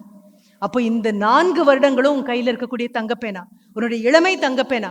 நின்று நான் பேசலாம், அப்போ கூட நான் நினைக்கிறது உண்டு, இந்த குழந்தைங்களுடைய வயசும் என்னுடைய அறிவும் எனக்கு இருக்குமே ஆனால் தட்ஸ் அ பியூட்டிஃபுல் காம்பினேஷன். இளமைக்கு மட்டும் தெரிந்தால் முதுமைக்கு மட்டும் முடிந்தால் அப்படின்னு சொல்லுவோம். குழந்தைங்களான உங்களுக்கு அது புரியுமே ஆனால், முதியவர்களான எங்களால இப்ப புரிதல் இருக்கு, ஆனா செய்யக்கூடிய சக்தி எங்களுக்கு கிடையாது. உங்களுக்கு செய்யக்கூடிய சக்தி இருக்கு, ஆனா புரிதல் கண்டிப்பாக இல்லை. இது ரெண்டும் ஒன்னா சேரலாம், ஆனா இயற்கை இது ரெண்டும் ஒன்னா சேர ஒரு நாளும் விட்டது கிடையாது. அப்ப இந்த 4 வருடங்கள் கைவசம் இருக்கக்கூடிய தங்கப்பேனா போயாச்சு அப்படின்னு சொன்னா மீண்டும் இந்த பேனா இருந்ததாக நீயும் நானும் கற்பனை செய்து கொள்ளலாமே தவிர கைவசம் இருக்கக்கூடியது போயிடும். இப்ப திரும்பி அடுத்ததுக்குள்ள வரலாம். இப்ப ஸ்டூடெண்ட்னா எங்களுக்கு ஒரு ரெஸ்பான்சிபிலிட்டி இருக்கும் தானே மேடம், எங்களுக்குன்னு ஒரு பொறுப்பு இருக்கும் தானே. கண்டிப்பா எனக்கு ஒரு ப்ராஜெக்ட் ஒன்று கைவசம் இருக்கு. அந்த ப்ராஜெக்ட் உங்க மாதிரி குழந்தைங்களை சந்திக்கிறது அந்த பெரிய ப்ராஜெக்ட். அது யாதும் ஆனவள் அப்படின்னு ஒரு ப்ராஜெக்ட் இருக்கு. யாதும் ஆனவள் அப்படின்னா இந்த பேண்டமிக்கு அப்புறம், அதாவது இந்த வந்து போன கொரோனாக்கு அப்புறம் அரசு பள்ளியில் இருக்கக்கூடிய பெண் குழந்தைகளை போய் பார்க்கறது, ஆண் குழந்தைகளையும் பார்க்கறது. அப்படி பார்த்தா இது வரைக்கும் 1,20,000 குழந்தைங்களை 2022லேருந்து 24க்குள்ள பார்த்துருக்கேன். அதில் 10,500 குழந்தைகள் இலங்கையை சேர்ந்தவர்கள். ஏன்னா government of India and government of Sri Lanka 2 பேரும் அழைக்க அங்கே போய் ஒரு 14 பள்ளிக்கூடங்களில் 10,500 குழந்தைங்களை பார்த்துட்டு வந்தோம். இப்படி போன மாதம் இட் வாஸ் இன் தஞ்சாவூரில் போய் சாஸ்திரா யூனிவர்சிட்டி அங்கே இருக்கக்கூடிய ஸ்டூடெண்ட்ஸை பார்க்க போகிறோம். போனால் கணித மேதை ராமானுஜம் அவருடைய வீட்டை கொண்டு போய் காமிக்கிறாங்க. அவங்க பல்கலைக்கழகத்தில் இருக்கக்கூடிய கணித மேதைக்கான மிக அழகான ஒரு மியூசியத்தை கொண்டு வந்து காமிக்கிறாங்க. அவருடைய கையெழுத்தை காமிக்கிறாங்க. எல்லாமே ஒவ்வொன்றும் எப்படி அவர் அயல்நாடு போனார், என்னெல்லாம் அவர் கண்டுபிடிச்சாரு, நாமக்கல் எங்கே உட்காந்து அவர் தீரம் எல்லாம் வந்தது, எங்கே ரைடர்லாம் அது வந்தது, அத்தனையை பற்றி எல்லாமே இருக்குது. ரொம்ப சந்தோஷமாக அதை பார்த்துட்டு இருந்தோம். நான் பேசி முடிச்சதுக்கப்புறம் இன்டராக்டிவ் செஷன் அப்படின்னு கொடுத்தேன். இந்த இன்டராக்டிவ் செஷன் கொடுத்த போது ஒரு பெண் குழந்தை உங்கள் வயசு இருக்கும், அவங்க மேடைக்கு வந்து கேட்டாங்க, ஒரு கேள்வி கேட்டாங்க என்கிட்ட. அவ கேட்டு முடிச்சோடனே எல்லாரும் பயங்கரமாக கைத்தட்டினாங்க. நான் அமைதியாக இருந்தேன். ஏன்னா அவங்களுடைய கேள்வி அப்படியே, அதாவது பேசின நபரை மடக்கிற மாதிரி ஒரு கேள்வியாக அப்படின்னு அவங்க நினச்சிட்டு அந்த குழந்தை கேட்டாங்க. அது உங்களுக்கு இயல்பு தான். எதிரில் இருக்கக்கூடிய மாதிரி பேச முடியாத அளவுக்கு ஒரு கேள்வி கேட்டுட்டோம் அப்படின்னா நீ மட்டும் இல்லை, அவனை சுற்றி இருக்கக்கூடிய எல்லாரும் கைத்தட்டுவாங்க. எல்லாரும் கைத்தட்டினாங்க. தட்டி முடிச்சதுக்கப்புறம் அந்த கேள்விக்கு நான் பதில் சொன்னேன். இப்போ நான் அந்த கேள்விக்கு பதில் சொல்ல போகிறதில்ல. பேசி முடிச்சதுக்கப்புறம் கண்டிப்பாக அந்த கேள்விக்கு என்ன உன்னுடைய பதில் அப்படின்னு தெரிஞ்சுக்கலாம். அந்த குழந்தை என்கிட்ட வந்து கேட்டது, நான் பறவையாக இருக்க வேண்டுமா, பட்டமாக இருக்க வேண்டுமா? கேள்வியை நிதானமா உள்ள வாங்கிக்கோ. நான் பறவையாக இருக்க வேண்டுமா, பட்டமாக இருக்க வேண்டுமா? ஒரு கல்லூரியில் படிக்கக்கூடிய ஸ்டூடெண்ட் எங்கிட்ட வந்து கேட்கக்கூடிய கேள்வி. அதுக்கு பயங்கரமாக ஸ்டூடெண்ட்ஸ் எல்லாருடைய பெரிய அப்ளாஸும் இருக்கு. I was very happy. ரொம்ப தெளிவான கேள்வி. நான் என் வயசுக்கு கேட்காத கேள்வி அந்த குழந்தை வயசுக்கு கேட்டாச்சு. சரி, இதை மனசுல வச்சுக்கோங்க. இந்த கேள்விக்கு என்னெல்லாம் உன் தலைக்குள்ள பதில் வருதோ அதையும் அப்படியே தக்க வச்சுக்கோ. நான் இந்த கேள்வியை கடந்து போறேன், திரும்பி கண்டிப்பா இந்த கேள்விக்கு வருவேன். பேசி முடிச்சதுக்கு அப்புறம் நீங்க என்ன வேணாலும் கேட்கலாம் அப்படின்னு சொல்லும் பொழுது அதற்கு முன்னால கண்டிப்பாக என்னுடைய பதில் வரும். இப்போ ஒரு பக்கத்துல இருக்கக்கூடிய பள்ளிக்கூடத்திற்கு தூத்துக்குடியில போய் அங்க இருக்கக்கூடிய 12th ஸ்டாண்டர்ட் குழந்தைங்கிட்ட கேட்ட போது அந்த குழந்தைங்க மிக அழகாக மிக தெளிவாக நான் என்ன பதில் சொன்னேனோ அதே பதில தான் அந்த குழந்தைங்க அவங்களுடைய மொழியில சொன்னாங்க. ரொம்ப ரொம்ப சந்தோஷமாக இருந்தது. இந்தியா உன்னுடைய எதிர்காலம் ரொம்ப வளமாக இருக்கு, ரொம்ப அழகாக இருக்குன்னு எனக்கு நம்ப முடிஞ்சது. சரி, ஆஸ் அ ஸ்டூடெண்ட் உன்னுடைய ரெஸ்பான்சிபிலிட்டி என்ன அப்படிங்கிறத தான் பார்க்க வரோம். நல்லா இருக்கு. இது ஒரு சொப்பன லோகம், கனவுலகம். இது கண்டிப்பாக கையில் ஒரு மொபைல் இருக்கு. அந்த மொபைல் உங்களுக்கு எங்கே உட்காந்துருந்தாலும் அந்த mobile will transport you to an entirely different world. அந்த மொபைல் காட்டக்கூடிய எதுவும் என்னுடைய பேச்சு சொல்ல முடியாது. அந்த மொபைலில் நீ தேடக்கூடிய எதுவும் என்னுடைய பேச்சில் கண்டிப்பாக இருக்க போகிறதில்ல. அப்போ கண்டிப்பாக சோஷியல் மீடியான்னா ரொம்ப முக்கியம். இன்ஸ்டாகிராம் அப்படின்னா ரொம்ப முக்கியம். ஃபேஸ்புக் அப்படின்னா ரொம்ப முக்கியம். அது போக பெஸ்டி அப்படிங்கிற வார்த்தைக்கு ஒரு பொருள் கண்டிப்பாக வேணும் நமக்கு.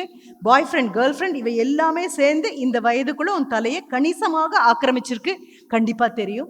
தெரிந்தும் துணிவோடு தான் ஆஸ் அ ஸ்டூடெண்ட் உன்னுடைய பொறுப்பு என்ன அப்படின்னு கேட்க போகிறேன். இந்த டிஸ்கவரி சேனல் அப்படின்னு ஒன்று உண்டு. பெரும்பாலும் நீங்கள் பார்க்காத ஒன்றாக இருக்கலாம். விலங்குகள், கண்டிப்பாக விலங்குகளை பற்றி பார்க்க போகிறதுல, மனிதர்கள் விலங்குகளை பிடிச்சவங்க அது பார்க்க போகிறாங்க, அவ்வளோதானே. அந்த டிஸ்கவரி சேனலில் ரொம்ப சுவாரஸ்யமான ஒரு எபிசோடு ஒன்று வந்தது. தொடர்ந்து வரக்கூடியதெல்லாம் ரொம்ப சுவாரஸ்யமானது. அமேசான் ரிவரை பற்றி வந்தது. இந்த Amazon river one of the longest rivers in the world. பூமியில் மிக நீளமான அகலமான நதிகள் 2 அப்படின்னு சொல்லும்போது ஒன்று காங்கோ, இன்னொன்று அமேசான். இந்த ரிவர் இருக்கு. இந்த நதி என்ன ஆகும் அப்படின்னா கோடை காலங்களில் வறண்டு போகும். வறண்டு போகும்பொழுது நதி இருந்த இடம் பூரா மணலா இருக்காது, சேறு மாதிரி குழஞ்சிரும், சதுப்பு நிலமாக மாறிடும். கண்டிப்பாக கொள்ளுண்ணிகள் அப்படின்னு நம்ம சொல்லக்கூடிய பிரிடேட்டார் அப்படின்னு நம்ம சொல்லக்கூடிய ஒரு பாம்பாக இருக்கலாம், முதலையாக இருக்கலாம், அதாவது மற்ற ஜீவைகளை உண்டு தின்னக்கூடிய கொல் உண்ணிகள், பிரிடேட்டார்ஸ் அப்படின்னு நம்ம சொல்லுவோம். அப்படிப்பட்ட விலங்குகள் இருக்கக்கூடிய ஒன்று. அங்கே எப்படிப்பட்ட மரங்கள் இருக்கும் அப்படின்னா பனை மரங்களுடைய இனத்தை சேர்ந்து, நீங்கள் பள்ளிக்கூடத்தில் படிச்சிருக்கலாம், பாமேசியே அப்படின்னு சொல்லுவாங்க. I belong to English department. ஆனால் நான் ஸ்கூலில் படித்த போது படித்தது பாமேசியே அப்படின்னு சொல்லக்கூடிய பனை குடும்பம்.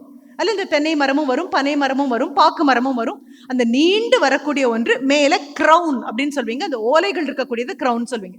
இப்படிப்பட்ட நிறைய மரங்கள் இருக்குது. இந்த மரங்கள் எல்லாமே இறந்து போன மரங்கள், வாடி போன மரங்கள். அப்போ என்ன ஆகும், மற்ற மரத்தினுடைய இலை உதிர்ற மாதிரி இதற்கு கிளைகள் கிடையாது. தலையில் அந்த க்ரௌன் மட்டும்தான் இருக்கும். அந்த க்ரௌன் அப்படியே கீழே விழுந்துடும், ஓலைகள் எல்லாம் கீழே விழுந்துடும். பார்த்தீங்கன்னா உள்ளுக்குள்ள பெரும் ஹாலோவாக இருக்கும், வெறும் துளையாக இருக்கும், வேற எதுவுமே இல்லை. உள்ளுக்குள்ள நடுவில் இருக்க வேண்டிய எதுவுமே இருக்காது, வெறும் ஒரு குழல் நிறுத்தி வச்ச மாதிரி இருக்கும், ஒரு பிவிசி பைப் நிறுத்தி வச்ச அப்படி இருக்கும். அந்த மாதிரி இருக்கக்கூடியது. இதுல பறவைகள் பொந்துகள் உருவாக்கி தங்கும், கூடு கட்டி தங்கக்கூடிய பறவைகள் இருக்கு. அதுல குறிப்பாக மெக்காவ் அப்படின்னு ஒரு கிளி வகையை சேர்ந்த பறவைகள். எதிர்காலத்துல எப்பாவது நீங்க சிங்கப்பூர் போய் பார்த்தாலும் சரி, I think it is available somewhere in Thanjavur பக்கத்துல இருக்கக்கூடிய ஏதோ ஒரு பறவைகளுக்காக வச்சிருக்கக்கூடிய காட்சியகங்கள்லயும் அந்த பறவைகளை நான் பார்த்தேன். மிக நீண்ட, மிக பருத்த, மிகவும் பெரிதான கிளிகள், brilliant brilliant blue, brilliant green எல்லாமே கலந்திருக்கும். கண் அப்படியே அடிக்கிற மாதிரி இருக்கக்கூடிய அவ்வளவு வண்ணங்கள் இருக்கும். மிகப்பெரிய ஒரு உருவத்தில் இருக்கக்கூடிய அந்த கிளி, மூக்கு அலகு நம்ம சொல்லுவோம் இல்லையா, அந்த அலகு சாதாரண கிளி அலகை விட பெருசாக இருக்கும். இந்த கிளிகள் தான் அந்த அங்கே வந்து தங்கும், அங்கே முட்டையிட்டு குஞ்சு பறித்து வாழ்க்கை நடத்தும். இப்போ இந்த தாய் பறவையும் தந்தை பறவையும் அதுக்குள்ள அந்த பொந்துக்குள்ள கூட்ட வைக்கிறாங்க. வச்சு 2 முட்டைகள் இட்டிருக்காங்க. அந்த 2 முட்டைகளும் பொரிந்து குஞ்சுகள் வெளியில வரும்பொழுது இந்த தாய் பறவையும் தந்தை பறவையும் ஒருத்தர் மாத்தி ஒருத்தர், நான் சொல்ற வார்த்தைகள் பாரு, ஆண் பறவையும் பெண் பறவையும் நான் சொல்லவே இல்லை. நான் சொல்லக்கூடியது தாய் பறவையும் தந்தை பறவையும் அப்படின்னு சொல்றேன். ஏன்னா ஆணாகவும் பெண்ணாகவும் இருப்பதற்கு பெரிய பொறுப்புகள் தேவையில்லை. ஆனா தாயாகவும் தந்தையாகவும் இருக்கிறதுக்கு ரொம்ப பெரிய பொறுப்புகள் உண்டு. ஏன்னா அடுத்த தலைமுறையை வளர்த்து கொண்டு வரணும், உங்க தாய் தந்தைக்கு இருக்கிற பொறுப்பு மாதிரி. அப்போ கொண்டு வந்து தாங்கள் உணவை உண்டு பாதி செரித்து கூழ் மாதிரி ஆக்கின அந்த உணவை கொண்டு வந்து வாயை திறந்து கொண்டு உட்கார்ந்துருக்கக்கூடிய தங்களுடைய பேர்ட்லிங்ஸ் அப்படின்னு சொல்லுவோம், ஃப்ளெட்ஜ்லிங்ஸ் அப்படின்னு சொல்லுவோம். அந்த சின்ன குஞ்சு பறவைகள் வாயை திறந்துட்டு இருக்கு. பாதி வாய்க்குள்ள கொண்டு போய் அப்படியே கொடுக்குறாங்க. ஏன்னா இங்கே வச்சோன்னா கொட்டிடும். வாய்க்குள்ள கொண்டு போய் தொண்டைக்குழிக்குள்ள கொண்டு போய் அப்படியே தள்ளுது. கொஞ்சம் கொஞ்சமாக இந்த 2 பறவை குஞ்சுகளும் வளர்ந்து வளர்ந்து ஒன்றுமே இல்லாமல் வெறும் தோலாக இருந்ததெல்லாம் இப்போ கொஞ்சம் கொஞ்சமாக சிறகுகள் வர ஆரம்பிக்குது. அந்த சிறகுகள் படர்ந்து படர்ந்து படர்ந்து ஒரு 3 மாதம் 4 மாதம் ஆகும்போது ரெக்கை வருது. 2 பறவை குஞ்சுகளும் இப்போது தயார் வெளியே பறப்பதற்கு. எதிரில் இருக்கக்கூடிய வனம், அந்த வனத்தில் இருக்கக்கூடிய மரங்களில் போய் தாய் பறவையும் தந்தை பறவையும் உட்காந்து இந்த 2 குழந்தைங்களையும் கூப்பிடுறாங்க. வா பறந்து வா பறந்து வா அப்படின்னு சொல்றாங்க. திரும்பி வந்து உட்காடுறாங்க, பறந்து காட்டுறாங்க, திரும்பி வந்து பறந்து வா அப்படின்னு சொல்றாங்க. சொன்ன உடனே இந்த 2 குஞ்சுகள்ல முதல் குஞ்சு ஓடி வந்து முன்னால் நின்னாச்சு. அங்கிருந்து அம்மாவும் அப்பாவும் கூப்பிடுறாங்க. தெரிஞ்ச அடுத்த நிமிஷம் இங்கிருந்து இட் டேக்ஸ் ஆஃப். கீழே என்ன இருக்கு? சதுப்பாக இருக்கு. சதுப்பாக சேராக இருக்கு. பாம்புகளும் கொல்லுண்ணிகளும் முதலைகளும் எல்லாம் இருக்கக்கூடிய இடம். இந்த பறவை குஞ்சு சிறகுகள் வந்தாச்சு, அம்மா அப்பா கூப்பிட்டாச்சு, நம்ம உடனடியா பறக்கணும் அப்படின்னு உடனடியா டேக் ஆஃப் எடுத்தாச்சு. அடுத்த நிமிஷம் கேமரா எதை காட்டுது அப்படின்னா, எழுந்த வேகத்துல அப்படியே கல் மாதிரி அது கீழே விழுந்துருது. கீழே உதிர்ந்து போன சிதைந்து போன சிறகுகள் மட்டும்தான் இப்ப காமிக்கிறாங்க. என்ன பொருள் அப்படின்னா, சிறகு இருக்கு, தாய் தந்தை இங்க இருந்து கூப்பிடுறாங்க, பறவையா தான் பிறந்திருக்கோம், ஆனா பறக்க தெரியாது. பறப்பதற்கான பயிற்சிக்கு அதுக்கு இடமே கிடையாதுங்க. 2வது பறவையை மறுபடியும் காமிக்கிறாங்க. இந்த 2வது பறவை இந்த முதல் பறவை பண்ண வேலை பண்ணல. அம்மாவும் அப்பாவும் மறுபடியும் கூப்பிட்டு இருக்காங்க. ஆனாலும் இது என்ன பண்ணுது அப்படின்னா, இது ஹாலோ தானே, குழல் மாதிரி இருக்கக்கூடிய மரம் தானே, கை நகங்களை வச்சு கொஞ்சம் கொஞ்சமா மேலே ஏறுது. ஏறி போய் அதனுடைய உச்சியில வந்து நின்னாச்சு. ஓலைகள் எல்லாம் போனது, வெறும் ஓட்டை மட்டும்தான் இருக்கு. வந்து அது மேல உட்காந்து முதல் முறையாக, ஏன்னா அந்த சின்ன பொந்துக்குள்ள அதனால தன்னுடைய சிறகுகளை விரிக்க முடியாது, அந்த இறக்கையை விரிச்சு தாம் பறவைன்னு கூட அதனால உணர முடியாது, காற்று முழுவதுமாக ஏற்றுக்கொள்ள முடியாது, காற்றினுடைய வேகத்தையும் காற்றினுடைய போக்கையும் அதனால புரிந்து கொள்ள முடியாது. அதனுடைய சிறகுகளை விரிச்சு முதல் முறையா சிறகுகளை அசைக்க ஆரம்பிக்குது. மறுபடியும் அசைச்சு மறுபடியும் அசைச்சு மறுபடியும் அசைச்சு பறப்பதற்கான வலிவை தன்னுடைய சிறகுகளுக்கு அது மறுபடியும் மறுபடியும் கொண்டு வருது. இறக்கை இப்போ பறக்கிறதுக்கான அதுக்கு உறுதி கிடைச்சாச்சு. 10 முறை எழுந்திரிச்சு மறுபடியும் உட்காந்து, மீண்டும் எழுந்திரிச்சு மறுபடியும் உட்காந்து, இவ்வளவு தூரம் என்னால போக முடியும், இவ்வளவு தூரம் என்னால போக முடியும், முழுவதுமாக அரை மணி நேரம் 1 மணி நேரம் நிதானமாக தாயும் தகப்பனும் இன்னும் கூப்பிட்டுட்டே தான் இருக்காங்க. அங்கிருந்து புறப்பட்டு வா புறப்பட்டு வா புறப்பட்டு வான்னு. கடைசியாக it takes off successfully. It goes and lands on the very same tree where its parent birds are. அதனுடைய தாய் தகப்பன் அங்க இருக்காங்களோ அங்க வெற்றிகரமா போய் உட்காருது. மிகப்பெரிய பாடம் ஒரு ஆசிரியராக எனக்கு கிடைச்சது என்ன தெரியுமா? அம்மா அப்பா ஆசிரியர்கள் எல்லாரும் கல்வியை கொண்டு வந்து கையில கொடுக்கலாம். படிக்க முடியாத குழந்தைங்களா உட்கார வச்சு டீச்சிங்கை தாண்டி கோச்சிங்குள்ள நாங்க வரலாம். வாயை திறந்து உன் வாய்க்குள்ள கொண்டு வந்து அதை ஊத்தலாம். இதுதான் படிக்கணும், இப்படிதான் படிக்கணும், இந்த எம்என்சி வரப்போகுது, ஹெச்ஆர் வர போறாங்க, இந்த கேள்வி கேட்க போறாங்க, இதுதான் உன்னுடைய இன்டர்வியூ ஸ்கில்ஸ், இதுதான் உன்னுடைய ஸ்போக்கன் இங்கிலீஷ் ஸ்கில்ஸ், இப்படிதான் you have to introduce your self, 1 minute presentation இப்படிதான் பண்ணணும், இன்டர்வியூக்கு இப்படிதான் ட்ரெஸ் பண்ணிட்டு வரணும், இன்டர்வியூக்கு இது எல்லாம் பண்ண முடியும். ஆனா அது அத்தனையும் பறப்பதற்கான வாய்ப்பே கிடைக்காம உள்ள உட்கார்ந்துட்டு இருந்து எல்லாரும் கூப்பிடுறாங்கன்னு உடனடியாக கிளம்பி போச்சு இல்லையா ஒண்ணு. அந்த பறவை மாதிரி. அண்ட் கீழே இருக்கக்கூடிய சதுப்பு நிலமும் கொல்லுண்ணிகளும் சொசைட்டி காத்துட்டு இருக்கு. எந்த விதமான பயிற்சியும் இல்லாம நீ எப்ப லேண்ட் ஆவ அப்படின்னு காத்துட்டு இருக்கு. ஆனா இரண்டாவது பறவை பண்ணது என்ன தெரியுமா? கண்டிப்பாக மகிழ்ச்சி இருக்கு, முயற்சியும் இருக்கு. மூன்றாவதா ஒன்று ரொம்ப முக்கியம், பயிற்சின்னு ஒன்று முக்கியமும். எல்லாரும் என்ஜினியரிங் கிராஜுவேட்ஸா பண்ணி தொடங்கலாம். ஆனா நான் சொன்னேன் தானே, it's easy to be an engineering graduate, but one thing, to become an engineer is something totally different. என்ஜினியரா மாறுறதுங்கிறது ரொம்ப வித்தியாசமான ஒன்று. ரொம்ப அழகாக வரும்போது திரு லோகேஷ் அவர் என்கிட்ட சொல்லிட்டு இருந்தாங்க, நாக் விசிட்டுக்கெல்லாம் ஏற்பாடு பண்ணியாச்சு, அவங்களுடைய ஃபர்ஸ்ட் இது கூட வந்திருக்கு அப்படின்னு ஆச்சு. அடுத்தது ஒரு ஆட்டானமியை தேடி நீங்க நகர ஆரம்பிப்பீங்க. ஆட்டானமியை தேடி நகரும் பொழுது, பிஎஸ்ஜிலேருந்து வந்திருக்கேன் அப்படிங்கிறதுனால நான் சொல்றேன், ஆட்டானமியை தேடி நகரும் பொழுது சேலஞ்சஸ் ஆர் மோர். அப்போ பறக்கிறதுக்கு தானே வெளியில வந்து நின்று முயற்சி பண்ணி பறக்கிற அந்த பறவை மாதிரி இன்னைக்கு உட்கார்ந்துருக்கக்கூடிய குழந்தைங்க ஒரே ஒரு நிமிஷம் யோசிச்சுப்பார். இந்த கல்லூரியுடைய குழந்தைங்க உன் வகுப்புல 20 பேர் இருக்கலாம், 30 பேர் இருக்கலாம், 40 பேர் இருக்கலாம். உன் டிபார்ட்மெண்ட்ல ஃபர்ஸ்ட் இயர்ல, ஐ டு நாட் நோ, செகண்ட் இயர்லயும் அப்படி இருக்கலாம். ஆனா you are not competing with them. ஒரு ஸ்டூடெண்ட்டுடைய பெரிய பொறுப்பு என்ன அப்படின்னு கேட்கும் பொழுது, உன் பக்கத்துல இருக்கிற மாணவனோட அல்ல போட்டி, உன் கூட ஃபார்வர்ட் பண்ணி வாட்ஸ்அப் மெசேஜ் அனுப்புறவனோட அல்ல போட்டி, இன்ஸ்டாகிராம்ல இன்னைக்கு நான் என்ன போட்டிருக்கேன் என் ஸ்டேட்டஸ், அது அல்ல போட்டி.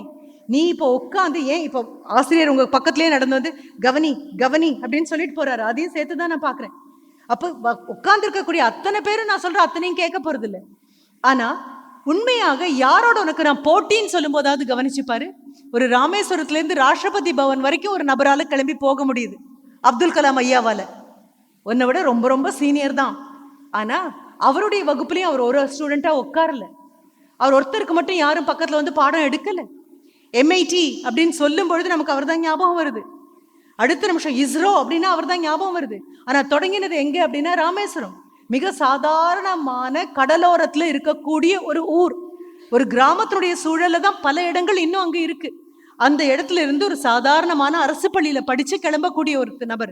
வீட்டுல அவர் மட்டும்தான் குழந்தையா அப்படின்னா கண்டிப்பா இல்ல. வீட்டுல அவரை தவிர நிறைய குழந்தைங்க இருக்காங்க. அப்பாவால அவரை படிக்க வச்சு மேல கொண்டு போக முடியுமா? முடியாது. எல்லாரும் தியாகம் பண்ணாதான் இந்த ஒரு குழந்தை மேல போக முடியும். அண்ணனும் அக்காவும் தங்கையும் தம்பியும் அவங்க படிக்கிறதுல இருந்து ஏதாவது ஒண்ணு விட்டு கொடுத்தா மட்டும்தான் இந்த குழந்தை, ஒரே ஒரு குழந்தை ஏபிஜே அப்துல் கலாம் அப்படின்னு சொல்லக்கூடிய குழந்தையால அங்கிருந்து கிளம்ப முடியும். திருவனந்தபுரம் நாங்க போன பொழுது அங்க இருக்கக்கூடிய ஹோட்டல்ஸ் உள்ள தங்கின போது அங்கிருந்து ஒரு நபர் சொன்னாங்க, தும்பா அங்கதான் பக்கத்துல. அப்போ அங்க போறதுக்காக இஸ்ரோனுடைய ஒரு ஸ்டேஷன் அங்க இருக்கு. அப்பவும் ஏபிஜே அப்துல் கலாம் அங்க ஒர்க் பண்ணிட்டு இருந்திருக்காரு. இப்போ எல்லாரும் என்ன பண்ணாங்க, அந்த ஸ்டாஃப் பஸ்ன்னு வந்து நிற்குமா, அந்த ஸ்டாஃப் பஸ்ல ஓடி வந்து ஏறுறதுல கடைசியா ஒரு நபர் ஓடி வந்து ஏறுவாராம். தலைமுடி இப்படி அலப்பாயும், சாதாரணமான சட்டை, மிக சாதாரணமான ட்ரௌசர்ஸ், காலில் போட்டுட்டு இருக்கிறது ரொம்ப பொருத்தமான ஷூ எல்லாம் கிடையாது, மிக சாதாரணமான ஒரு செருப்பு, தோளில் ஒரு ஜோல்னா பை இருக்கும். ஓடி வந்து ஏறும்போது அங்க இருந்த நபர்கள் என்ன நினைச்சாங்க அப்படின்னா, he should be somebody who is working as a lab assistant. ஜனாதிபதியா அவர் மாறினதுக்கு அப்புறம் தான் இவங்களுக்கு முதல் முறையா புரிஞ்சுது, இந்த நபர் பின்னால, இந்த எளிமையான தோற்றத்துக்கு பின்னால, இந்த மிக சாதாரணமான இந்த தோற்றத்துக்கு பின்னால மாபெரும் மனிதன் உள்ள ஒளிஞ்சிட்டு இருந்தான் அப்படிங்கிற விஷயம் அப்புறம் தான் எல்லாருக்கும் தெரிஞ்சுது. அப்ப ராமேஸ்வரத்திலிருந்து கிளம்பி ராஷ்டிரபதி பவன் வரைக்கும் அவர் போகணும் அப்படின்னா வகுப்புல அவர் மட்டும் உட்கார்ந்துருக்கல, அத்தனை பேரும் அவர் கூட உட்கார்ந்து இருந்திருக்காங்க. அத்தனை பேரோடையும் படிக்கும் போது மற்ற எல்லாரும் கவனிக்காத போது ஆசிரியர் சொன்ன எல்லா வார்த்தைகளும் மொத்தத்தையும் தானே வாங்கிட்டு 2 காது உட்கார்ந்து இருந்தது அப்படின்னா அது டாக்டர் ஏபிஜேயுடைய காது. கல்லூரிக்கு போகும்பொழுது சென்ட் ஜோசப்ஸ் ட்ரிச்சி வரும்பொழுதும் அதுவே தான். மற்றவங்க எல்லாம் அந்த வயசுக்குரிய சிரிப்போடும் கலகலப்போடையும் கவனிக்காம உட்கார்ந்துருந்த போது ஒரே ஒரு தலையில இருக்கக்கூடிய ஒரு ஜோடி காதுகள் மட்டும் ஆசிரியர் சொன்ன அத்தனையும் உள்வாங்கிச்சு. கிடைச்ச எல்லா வாய்ப்பையும் மறுபடியும் பயன்படுத்தி இஸ்ரோக்குள்ள அவர் வந்து நிற்கும் பொழுது மிக பிரம்மாண்டமான, இன்னைக்கும் த ராக்கெட் மேன் அப்படின்னு சொல்ற வாய்ப்பு, இஸ்ரோக்கு போகக்கூடிய வாய்ப்பு எனக்கு கிடைச்சிது. 2023 அவங்களுடைய விமென்ஸ் டே செலிப்ரேஷனுக்காக எங்க கூப்பிட்டுருந்தாங்கன்னா ஸ்ரீஹரிகோட்டா கூப்பிட்டுருந்தாங்க. போயாச்சு, 22 போயாச்சு. அங்க போய் தங்கின இடம் எல்லாருக்குமான விஐபி குவார்ட்டர்ஸ். அங்க இருக்கக்கூடிய அத்தனை பேரையும் பார்த்தோம். இந்த சந்திரயான ஏவறதுக்கு முன்னால இதை போய் பார்த்தோம். 100 மீட்டர்ஸ் மேல போய் அங்க நின்று பார்த்தோம். அவ்வளோ பிரம்மாண்டமாக இருக்கு. அங்க இருக்கக்கூடிய என்ஜினியர்ஸ் எல்லாரும் எந்த கல்லூரிகள்ல இருந்து வந்தவங்க தெரியுமா? They are all from ordinary local engineering colleges. ஐஐடியிலேருந்து வந்தவங்களோ ஐஏஎஸ்சிலேருந்து வந்தவங்களோ கிடையாது. வந்தவங்க எல்லாம் பக்கத்தில் திண்டுக்கல்லேருந்து வந்திருக்கலாம், அல்லது நாமக்கல்லேருந்து வந்திருக்கலாம், அல்லது இங்கே எங்கேயாவது பக்கத்தில் திரும்பி பார்த்தீங்கன்னா மதுரையிலேருந்து வந்திருக்கலாம். அப்போதுதான் தொடங்கி கஷ்டப்பட்டு மேலே கையை ஊனி மேலே வரக்கூடிய இன்ஜினியரிங் காலேஜ்லேருந்து வந்தவங்க அத்தனை பேரும். அதுக்கப்புறம் even mister Lokesh was telling, கேட்டில் என்னுடைய ஸ்கோர் இது மேம், நான் இந்த ரேங்க் எடுத்தேன் மேம் அப்படின்னு சொன்னாங்க. அவங்களுக்கு கேட் பற்றி தெரியுமான்னு எனக்கு தெரியாது. இந்த ஸ்டூடெண்ட்ஸுக்கு ஒரு கேட்டியனாக மாறி அப்புறம் கேட்டுக்குள்ளே போயிட்டீங்க அப்படின்னு சொன்னாலே உங்களுடைய மாஸ்டர்ஸ் டிகிரி மட்டும் இல்லை, அந்த கேட்டுக்குள்ளே வந்துட்டீங்க, கேட்டியன் அப்படிங்கிறதே பெரிய ஸ்டேட்டஸ். அதை விட பெரிய ஸ்டேட்டஸாக நீங்கள் உங்களோட போடுறதுக்கு எதுவும் கிடையாது. ஏன்னா அது பர்சன்டேஜ் கிடையாது, பர்சன்டைல். ஒவ்வொரு பிப்ரவரி மாதம் வரும்போதும், பிப்ரவரி மாதத்தினுடைய ஞாயிற்றுக்கிழமை வரும்போது நான் மனசில் நினைப்பேன், இது கேட் அப்படின்னா வெறும் graduate aptitude test for engineers மட்டும் கிடையாது. ஆர்ட்ஸ் அண்ட் சயின்ஸ் காலேஜில் படிக்கிற குழந்தைங்களும் அதை எழுதலாம். The moment they come to their 5th, அதாவது மாஸ்டர்ஸ் டிகிரியில் 2nd இயருக்கு வந்தாச்சு அப்படின்னா, 3rd செமஸ்டர் முடிச்சு 4th செமஸ்டர் வந்தால் MSc physics can take gates, MSc statistics, MSc biochemistry, microbiology, அத்தனை பேரும் கேட் எழுதலாம். கேட் எழுதும் பொழுது கிடைக்கக்கூடிய அந்த ஸ்டைபண்ட் இருக்கு இல்லையா, அந்த stipend is more than many of the teachers who draw their salary. சாதாரணமாக தங்களுடைய சம்பள பணமாக வாங்கக்கூடியதை விடக்கூடிய பேராசிரியர்களின் சம்பள பணத்தை விட இந்திய பிரஜைகள் கட்டுன அந்த வரி பணம் இருக்கு இல்லையா, அது உனக்கு ஸ்டைபண்டாக திரும்பி வரும்.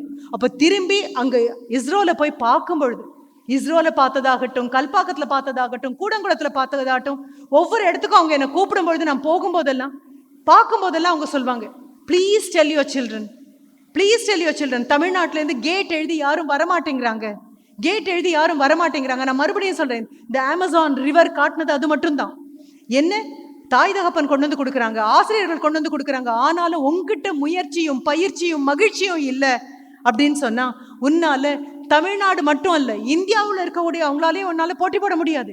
நீ நினைக்கிறது என்ன, என் பக்கத்தில் இருக்கக்கூடிய என் கிளாஸ்ல இருக்கக்கூடிய 20 பேர்ல நான் டாப், 20 பேர்ல நீ டாப் அல்ல.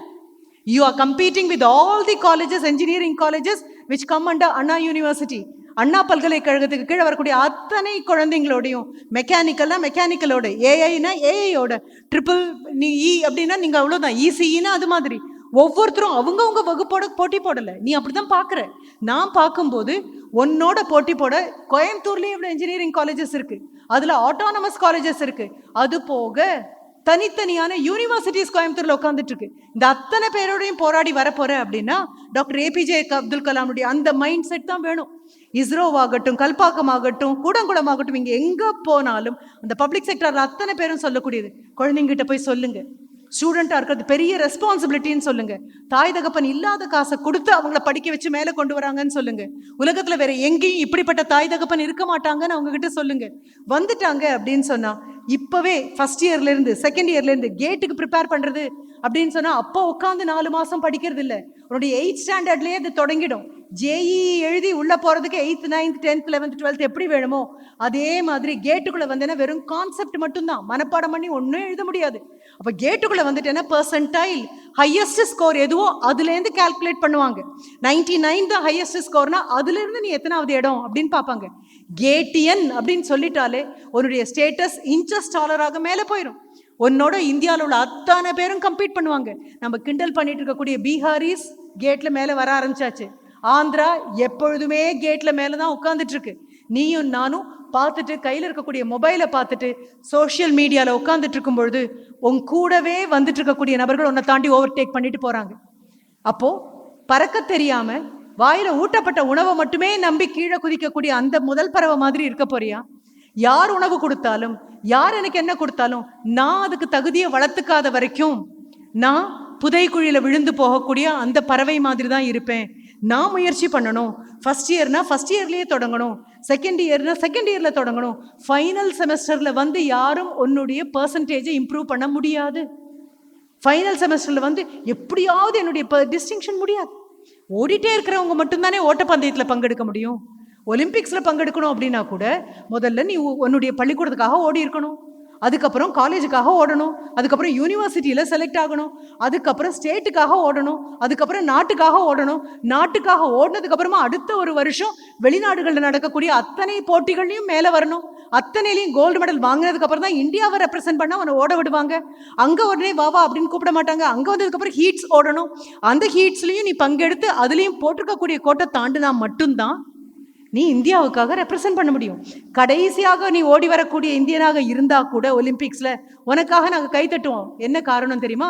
கடைசியா ஒலிம்பிக்ஸ்ல ஓடி வர இந்தியனுக்கு கூட ஒலிம்பிக்ஸ்குள்ள போகக்கூடிய தகுதி இருக்கிறதுனால தான் போயிருக்கே தவிர வேற எப்படியும் கிடையாது. அப்போ ஒரு ஸ்டூடெண்டா இருக்கும்போது உன்னுடைய பெரிய ரெஸ்பான்சிபிலிட்டி என்ன அப்படின்னா, கிடைச்சிருக்கக்கூடிய இந்த தங்கப்பேனாவான இந்த வாய்ப்பை இழக்கக்கூடாது. நட்பு வட்டம் ரொம்ப அழகாக இருக்கு, ஃப்ரெண்ட்ஸ் ரொம்ப ரொம்ப அழகா இருக்கு, திரைப்படமா அதை விட அழகா இருக்கு, லேட்டஸ்ட் திரைப்படமா அதை விட ரொம்ப அழகா இருக்கு. யாராவது படத்தை பார்த்துட்டு வரும்போது கண் முன்னால் அப்படி மைக்க நீட்டினாங்கன்னா அதை பத்தி 1000 கமெண்ட் சொல்றதுக்கு எல்லாம் அழகா தான் இருக்கு. ஆனா பரீட்சை எழுதிட்டு வரும்போது யாரும் முன்னால மைக்க நீட்ட போறது இல்லை, எந்த நட்பும் வரப்போறது இல்லை. இவங்களும் ஆட்டானமி ஆயிட்டாங்க அப்படின்னு சொன்னா அதற்கப்புறம் உனக்கு வரக்கூடிய லோடு இன்னும் அதிகமாக இருக்கும். ஏன்னா ஒரு ஆட்டானமஸ் காலேஜ் அப்படிங்கும்போது அந்த அளவுகோல்களே மாறிடும். அந்த ஆட்டானமஸ் காலேஜில் ரொம்ப அழகாக நான் வரும்போது ஒவ்வொன்றும் எத்தனை கேள்வி கேட்டுட்டு வந்தேன் திரு லோகேஷ் கிட்ட. இறங்கும் போது நான் தான் சொன்னேன் தேங்க்யூ அப்படின்னு சொன்னேன். என் கேள்விக்கெல்லாம் பதில் சொல்லிட்டே வந்தீங்க. எனக்கு தெரியாது, ஏதாவது ஒரு இடத்துக்கு சீஃப் கெஸ்டாக வரவங்க கூட வரக்கூடிய ஒரு அந்த கல்லூரி ஆசிரியர்கிட்ட இத்தனை கேள்வி கேட்பாங்களா அப்படின்னு எனக்கு தெரியாது. உங்களுடைய பிளேஸ்மெண்ட் எப்படி இருக்கு, எவ்வளவு ஆனுவல் இன்கம் கொடுக்குறாங்க, எத்தனை பேரை பிளேஸ் பண்றீங்க, என்னதுக்கு ட்ரெயின் பண்றீங்க, அத்தனை ஒன்று விடாம திருப்பி திருப்பி திருப்பி. என்ன காரணம் அப்படின்னா 4 வருடத்துக்கு அப்புறம் நீ எங்க இருப்ப அப்படின்னு நான் பார்க்குறேன். நீ நாளைக்கு எங்க இருப்பேங்கன்னு பார்க்கறதோட நிறுத்திடுறேன். 4 வருடத்துக்கு அப்புறம் where will you be, what you will be, how will you be and why will you be there அப்படின்னு நான் பார்க்குறேன். அப்போ நீ பார்க்கும்பொழுது என்ன பண்ற, உன் மனதுக்குள்ள இப்போ பாரு, எனக்கு எல்லாம் கொடுத்துட்டாங்க, as a student what do I do? ஏன்னா போகக்கூடிய ஆட்டானமஸ் காலேஜில் எல்லாம் இன்ஜினியரிங் காலேஜில் போனோடனே நான் கேட்பேன் டிபார்ட்மெண்ட்டில், எத்தனை பேட்டன்ட் சார், எத்தனை பேட்டன்ட் வாங்கியிருக்கீங்க சார்? இப்போ உங்ககிட்ட நான் ஒரு தகவல் சொல்கிறேன், இன்னைக்கு போய் பாரு, வந்தாங்க பேசுனாங்க, உண்மையை பேசுனாங்களா அப்படின்னு கண்டிப்பாக பார்க்கணும். ஏதாவது ஒன்று பேசுவாங்க, கேட்கறதுன்னு உட்காராது, அதுக்கு தான் எழுதிக்கோன்னு நான் சொல்கிறது. சாதாரணமாக இருக்கக்கூடிய ஒரு சேஃப்டி பின் நான் போகிற எல்லா இன்ஜினியரிங் காலேஜ்லையும் சொல்கிறேன். யூ வில் கம் அவுட் 4 வருடம் 8 செமஸ்டர் முடிச்சும் வெளியில இன்ஜினியரிங் கிராஜுவேட்ஸா வந்தவங்க நிறைய பேர் இருக்காங்க. இந்தியாவில் நிறைய குழந்தைங்க அப்படி வராங்க. என்ஜினியர்ஸா வந்தவங்க வெகு குறைவு. என்ன காரணம் தெரியுமா? என்ஜினியரிங் கிராஜுவேட் ஆகவே இருக்கீங்க அப்படின்னா you to not have the engineering aptitude and attitude. ஒரு என்ஜினியர் ஆகணும்னா அதற்குன்னு ஒரு மனம் இருக்கு, அதற்குன்னு ஒரு பக்குவம் இருக்கு. ஒரு ஆர்ட் ஸ்டூடெண்ட்டுக்கும் உனக்கும் நிறைய வித்தியாசம் இருக்கு. You are a professional. இன்னைக்கு நீ இறங்கி நடந்து வந்தாலும் ஒரு என்ஜினியர் நடந்து வர மாதிரி இருக்கணுமே தவிர ஒரு என்ஜினியரிங் காலேஜ் ஸ்டூடெண்ட் நடந்து வர மாதிரி இருக்கக்கூடாது. உன் ட்ரெஸ் கோட் அந்த மாதிரி இருக்கணும். The way you carry yourself, because you are a professional. ஒரு மெடிக்கல் காலேஜில் ஒரு டாக்டருக்கு படிக்கக்கூடிய குழந்தை இறங்கி வந்தாங்க அப்படின்னு சொன்னால் ஆர்ட்ஸ் அண்ட் சயின்ஸ் காலேஜில் இருக்கிற குழந்தை மாதிரி கிடையாது. அவங்களுக்கு எப்போ உள்ளே போனாலும் அந்த ஒயிட் கோட் இல்லாமல் போக முடியாது. அப்போ அந்த ஒயிட் கோட் போட்டு அவங்க நடந்து வராங்க அப்படின்னா நம்பிக்கை இருக்கணும். எனக்கு அவங்கள பார்த்தா, ஒன்றை பார்க்கும்பொழுது ஹியர் கம்ஸ் அன் என்ஜினியர் அப்படின்னு எனக்கு ஒரு நம்பிக்கை தோணணும். அந்த நம்பிக்கை தோணணும் அப்படின்னா அதற்கான இன்வெஸ்ட்மெண்ட் உன்னுடைய ட்ரெஸ்ல இருக்கு, உன்னுடைய நடையுடைய பாவனையில் அத்தனையிலையும் அது இல்லை அப்படின்னா கண்டிப்பாக முடியாது. அப்போ அவர்கிட்ட நான் கேட்ட கேள்வியில் இதெல்லாம் வருது. இப்போ செல்ஃப் ஃபினான்சிங்ல இருந்து ஆரம்பிச்சு வென் யூ கோ டு ஆட்டானமிக்குள்ள போகும்போது நிறைய மாறும்மா. உன்னுடைய சிலபஸ் நீங்களே போடுவீங்க, உங்களுடைய எக்ஸாம்க்கான பேப்பரை நீங்களே பண்ணுவீங்க, உங்க போர்ட் ஆஃப் ஸ்டடீஸ் அப்படியே வரும், உங்க அகாடமிக் கவுன்சில் அப்படியே வரும், அத்தனையும் தீர்மானிக்கும். இந்த காலேஜ்ல இருந்து வெளியில போகும்போது யூ பிகம் அ பிராண்ட். நான் சொல்றது மனசுல வாங்கிக்கோ, யூ பிகம் அ பிராண்ட். நீ எங்க போனாலும் இந்த கல்லூரியுடைய மாணவன், இந்த கல்லூரியுடைய மாணவி அப்படிங்கிறது உன்னுடைய நடை உடை பாவனை செய்கையில தெரியணும். நான் எப்பவும் ரொம்ப கர்வமா சொல்லுவோம், PSG இஸ் அ பிராண்ட் அப்படின்னு சொல்லுவோம். இட்ஸ் அ பிராண்ட் நேம் அப்படின்னு சொல்லுவோம். The same holds good to your college also. வந்து உட்காந்து என் பின்னால் இருக்கக்கூடிய அதில் பார்க்குறீங்கல்ல, this is just not the name of a college, it's your brand. நாளைக்கு நீங்கள் வெளியில் போகும்போது இந்த கல்லூரியிலேருந்து வந்திருக்கக்கூடிய என்ஜினியர் அப்படின்னா நீ எப்படி இருப்ப அப்படின்னு எல்லாரும் உத்தரவாதம் கொடுக்கக்கூடிய ஒரு மாணவனாக இருக்கணும், இருக்கக்கூடிய மாணவியாக மாறும். இப்படி வரும்பொழுது எத்தனை எக்ஸ்ட்ரா பேப்பர்ஸ் எடுக்க முடியும்? உங்களோட எல்லாமே பார்த்துட்டு இருந்தேன் நான். என்னெல்லாம் எக்ஸ்ட்ரா கிளப்ஸ் வச்சுருக்கீங்க, என்னெல்லாம் கிளப்ஸ் இருக்குது, என்னதுக்குள்ளெல்லாம் நீங்களால் போக முடியும், அத்தனையும் பார்த்து. எத்தனை பேர் இதிலலாம் மெம்பர்ஸ்னு எனக்கு இன்னும் தெரியாது, என்ன பர்சன்டேஜ் வச்சுருக்கீங்கன்னு எனக்கு தெரியாது. வீட்டில் இதே தான் சொல்லிட்டு இருக்காங்க. வீட்டில் தாயும் தகப்பனும் சொல்கிறது வேறு, நான் சொல்லக்கூடியது வேறு. ஏன்னா உங்களுடைய இருந்து வரும்பொழுது ஐ ஹவ் சீன் என்னுடைய ஆர்ட்ஸ் அண்ட் சயின்ஸ் காலேஜில் கூட ஆட்டானமி வந்ததுக்கப்புறம் you can go and take extra papers அப்படின்னு சொல்லுவோம். இப்போ engineering colleges which want me to be a part of their academic council, அவங்க அத்தனை பேர்கிட்டையும் நான் சொல்றது அதே தான். என்ன எக்ஸ்ட்ரா பேப்பர்ஸ்க்கு அலவன்ஸ் கொடுங்க. எப்படியும் உங்களுக்கு தியரி பேப்பர்னு ஒன்று இருக்கு. அந்த தியரி பேப்பரில் ஐ திங்க் எத்திக்ஸ், என்ஜினியரிங் எத்திக்ஸ்னு ஒரு பேப்பர் ஒன்று வரும். அது தியரி பேப்பர். ஆனால் அந்த பேப்பருக்கு எப்படி ப்ரிப்பேர் பண்ணுறோம் அப்படின்னு தெரியாது. There are lots of theory papers.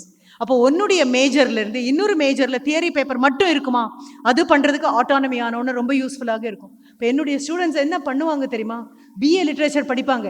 ஆனால் பிஏ லிட்ரேச்சர் படிக்கக்கூடிய குழந்தை மேத்ஸ் டிபார்ட்மெண்ட்லேருந்து ஒரு பேப்பர் எடுப்பாங்க, ஜென்ரல் மேத்ஸ் அப்படின்னு ஒரு பேப்பர் எடுப்பாங்க.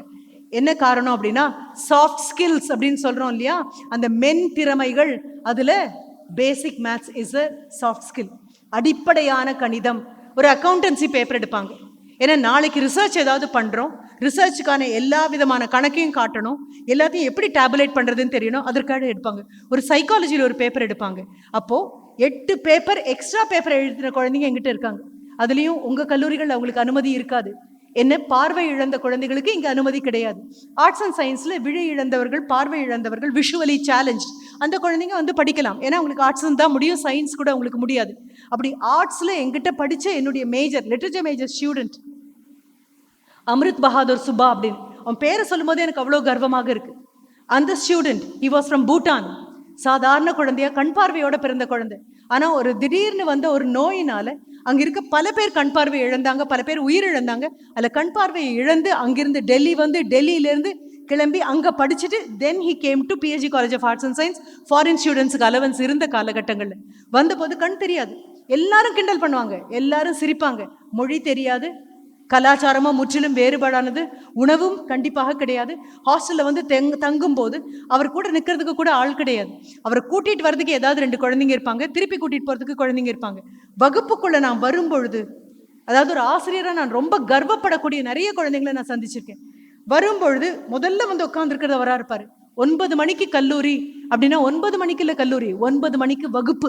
பாருங்க எத்தனை பேர் லேட் கமர்ஸ் இருக்கீங்கன்னு எனக்கு தெரியாது. உங்க அத்தனை பேருக்கும் சொல்றேன், ஆசிரியர்களானாலும் மாணவர்களானாலும் தாய் தகப்பன் ஆனாலும் போன நேரத்தை கண்டிப்பா யானை கட்டி கூட இழுக்க முடியாது.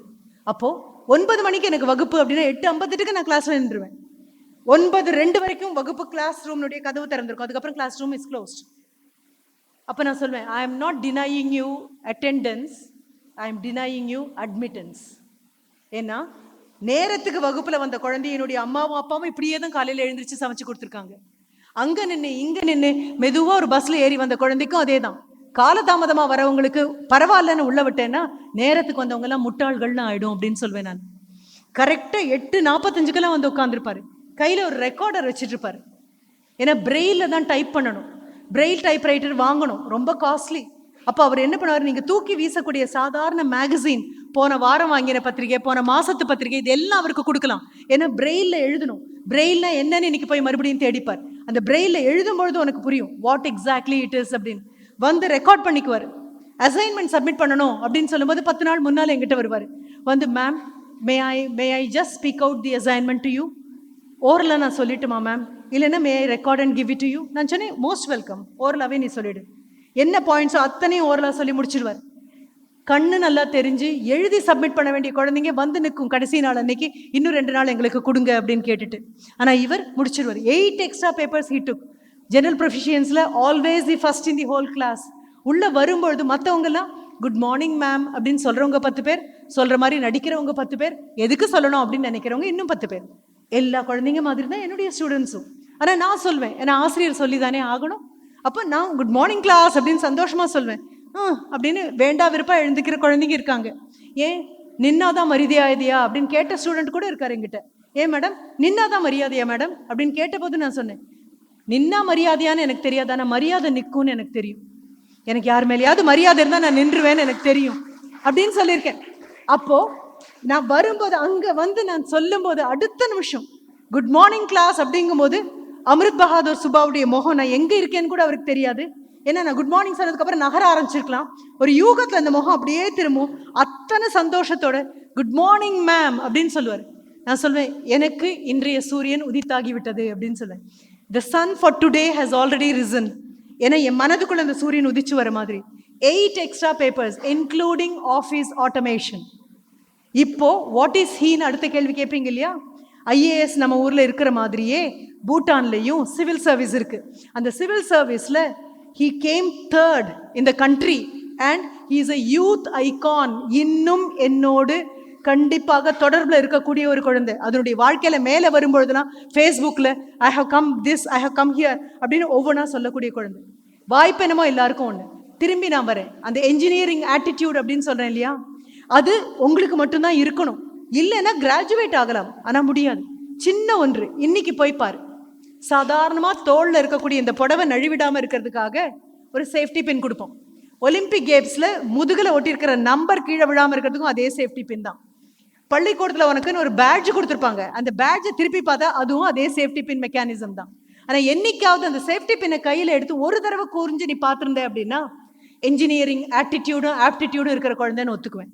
அப்பா அம்மா சேர்த்தாங்க, சித்தப்பா சித்தி சேர்த்து விட்டாங்க, அத்தை பையன் சேர்ந்துருக்கிறான், பெரியப்பா பையன் சேர்ந்துருக்கிறான், என் ஃப்ரெண்டு சேர்ந்துருக்கிறான் அப்படின்னு சேர்ந்தீங்கன்னா you'll become an engineering graduate. Again, let me tell you, India does not need engineering graduates. It wants engineers only. Fully grown, matured engineers வேணும். எங்களுக்கு கட்ட வேண்டிய வேலைகள் நிறைய இருக்கு, எங்களுக்கு செய்ய வேண்டிய சாதனைகள் வேலை இருக்கு. போய் பார்த்தீங்கன்னா அந்த சாதாரணமான அந்த சேஃப்டி பின் எப்போ கண்டுபிடிக்கப்பட்டதுன்னு தெரியுமா? 2024 16ஆம் தேதி 11வது மாதம் உங்ககிட்ட பேசிட்டு இருக்கேன் நான். It was invented way back in 1847. 1847 Walter ஹண்ட்னு ஒரு ஆள் கண்டுபிடிச்சது. he was a mechanic.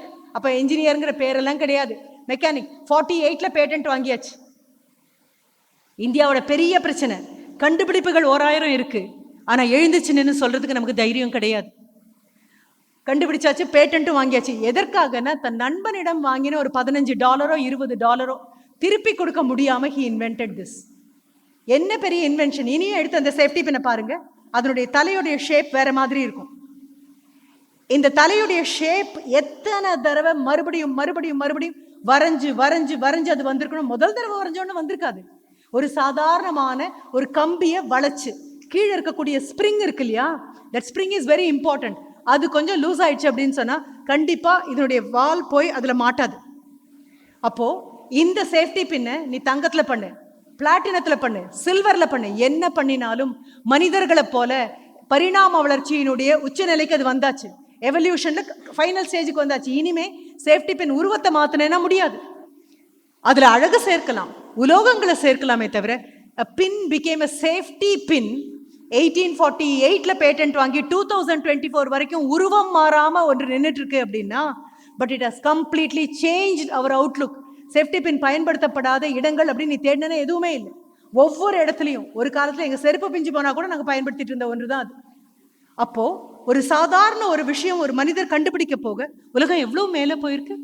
இப்ப அசைன்மெண்ட் உங்களுக்கு கொடுப்பாங்க, உன்னுடைய பைக்குள்ள மொபைல் கண்டிப்பாக இருக்கணும்னு உனக்கு தெரியும். ஆனா எத்தனை குழந்தைங்களுக்கு தெரியும் ஒரு ஸ்டூடெண்ட்டுடைய பைக்குள்ள இருக்க வேண்டியதுன்னு சிலது உண்டு. கண்டிப்பாக எரேசர் இருக்கணும், கண்டிப்பாக ஷார்ப்னர் இருக்கணும், கண்டிப்பாக பென்சில் இருக்கணும், ஒரே மாதிரி எழுதக்கூடிய 2 பேனா இருக்கணும், ஒரு ஸ்கிரிப்ளிங் பேட் இருக்கணும், இது அத்தனையும் இருக்கணும். இது இல்லை அப்படின்னாலும் நீங்க ஸ்டூடெண்ட்னு எல்லாரும் சொல்லலாம், நீங்களும் சொல்லலாம். ஆனாலும் அசைன்மெண்ட்டை கொண்டு வந்து ஸ்டாஃப் ரூம்ல கொண்டு வந்து ஹெச்ஓடிட்ட கொடுக்கும்போது சார் ஸ்டேப்லர் சார் அப்படின்னு கேட்டு அவர்கிட்ட வாங்கி ஸ்டேப்பிள் பண்ணிட்டு போற குழந்தைங்க அப்படின்னா ஐ எம் எக்ஸ்ட்ரீம்லி சாரி, உங்களை எதிர்பார்த்து இந்தியா காத்துட்டு இருக்கல. நான் கடன் வாங்கினா நாடு கடன் வாங்கும். ஆனா இதை வாங்கக்கூடிய சக்தி நமக்கு இருக்கு. ஒரு சின்ன தம் சைஸ்ல ஒரு ஸ்டேப்லர் கன் வாங்க முடியும். ஸ்டேப்லர் கன் வாங்கிட்டேன்னா போய் தேடி பாரு, ஹூ இன்வென்டட் திஸ்ன்னு பாரு. அந்த ஸ்டேப்லர் கன்னுடைய பின் லாக் பண்ணி உள்ள போய் இப்படி மாட்டணும். அப்படி மாற்றுறது அந்த பின்னை யார் கண்டுபிடிச்சாங்கன்னு பாரு. அந்த பின்னை பெரும்பாலும் கை நகத்தால தான் திருப்பி திருப்பி எடுத்துட்டு இருந்தோம். பட் somebody thought இந்த ஸ்டேப்லர் கன்னுக்கு முன்னால ஒரு சின்ன மூக்கு மாதிரி வச்சோம் அப்படின்னா அதை தனியா யாரோ கண்டுபிடிச்சிருக்காங்க. அது வரைக்கும் பென்சில் எல்லாமே ஃபிளாட்டாக தான் இருந்தது, தட்ட பென்சில் தான். இப்போ கூட கார்பெண்டர்ஸ் பார்த்தீங்கன்னா ஃபிளாட் பென்சில் உபயோகப்படுத்துறவங்க இருக்காங்க. அதை ரவுண்ட் ஷேப்புக்கு யார் கொண்டு வந்தாங்கன்னு பாரு. அந்த பென்சில் எப்போ உருவாக்கப்பட்டதுன்னு பாரு. ஃபவுண்டன் பென் போய் எப்போ பால் பென் உருவாச்சு அப்படின்னு பாரு. ஒவ்வொன்றாக ஏன் ஹெல்மெட் அப்படின்னு சொல்றேன். நேற்று பார்த்துட்டு இருக்கும்போது மேட்ச் பார்த்துட்டு இருக்கும்போது திடீர்னு திலக் தலையில போட்டிருக்கக்கூடிய ஹெல்மெட்டை கழட்டி வச்சுட்டு கேப் எடுத்து மாட்டினார்.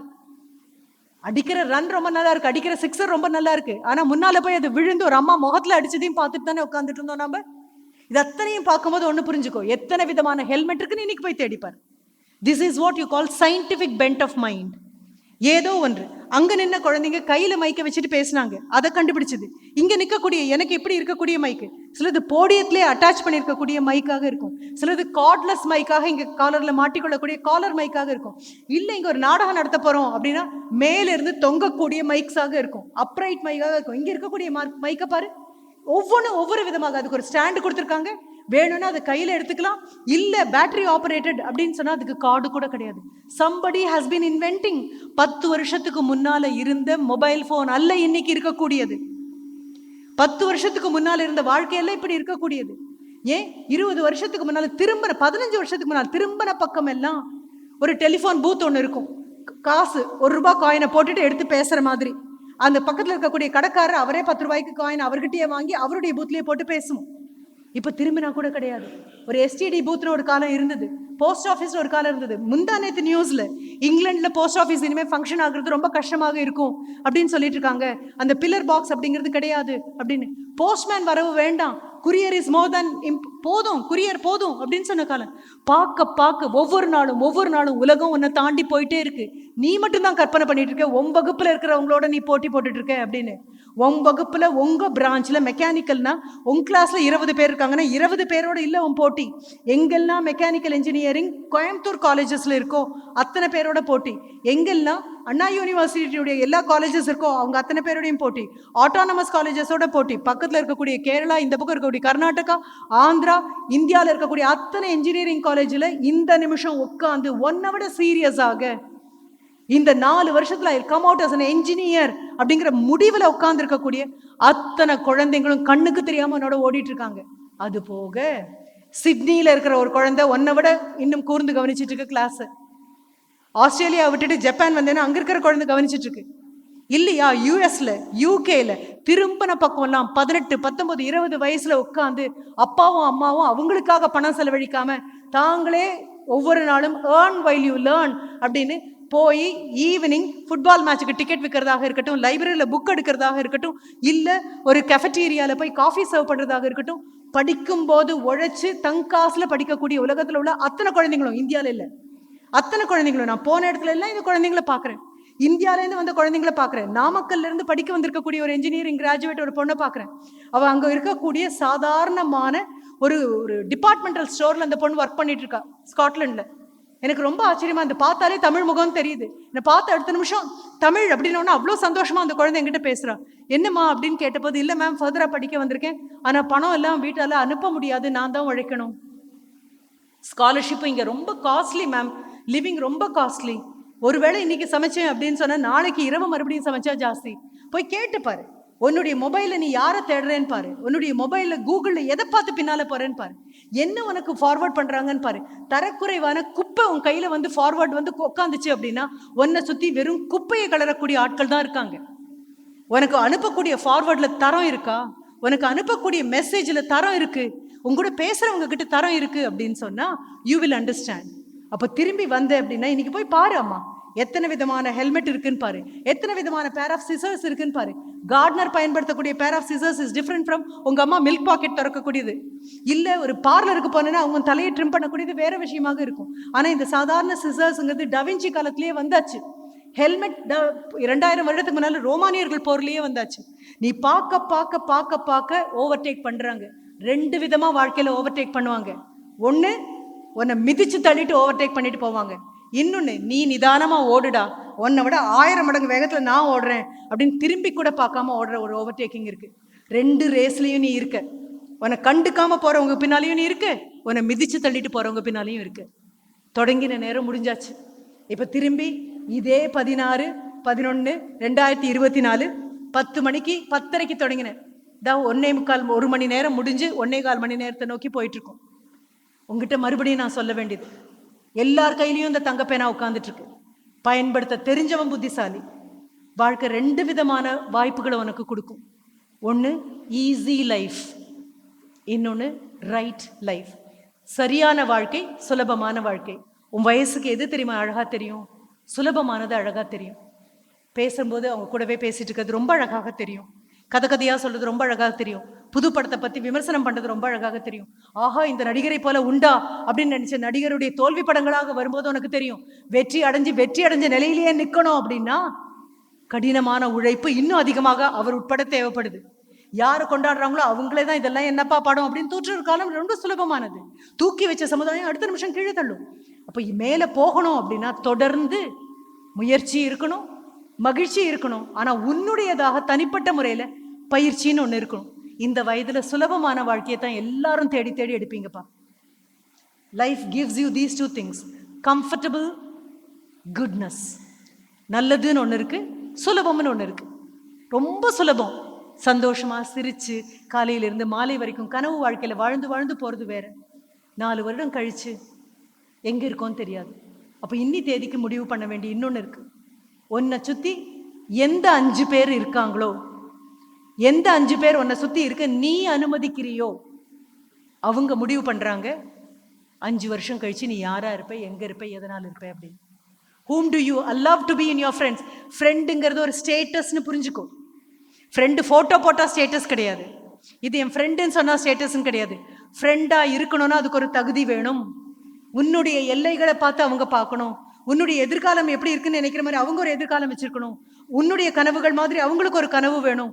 இப்படி இருக்கக்கூடியவர்களை மட்டும்தான் உன் சுத்து வட்டத்தில் வைக்க போற அப்படின்னா the 5 people around you will decide what you will be, why you will be, and how you will be, and how long you will be.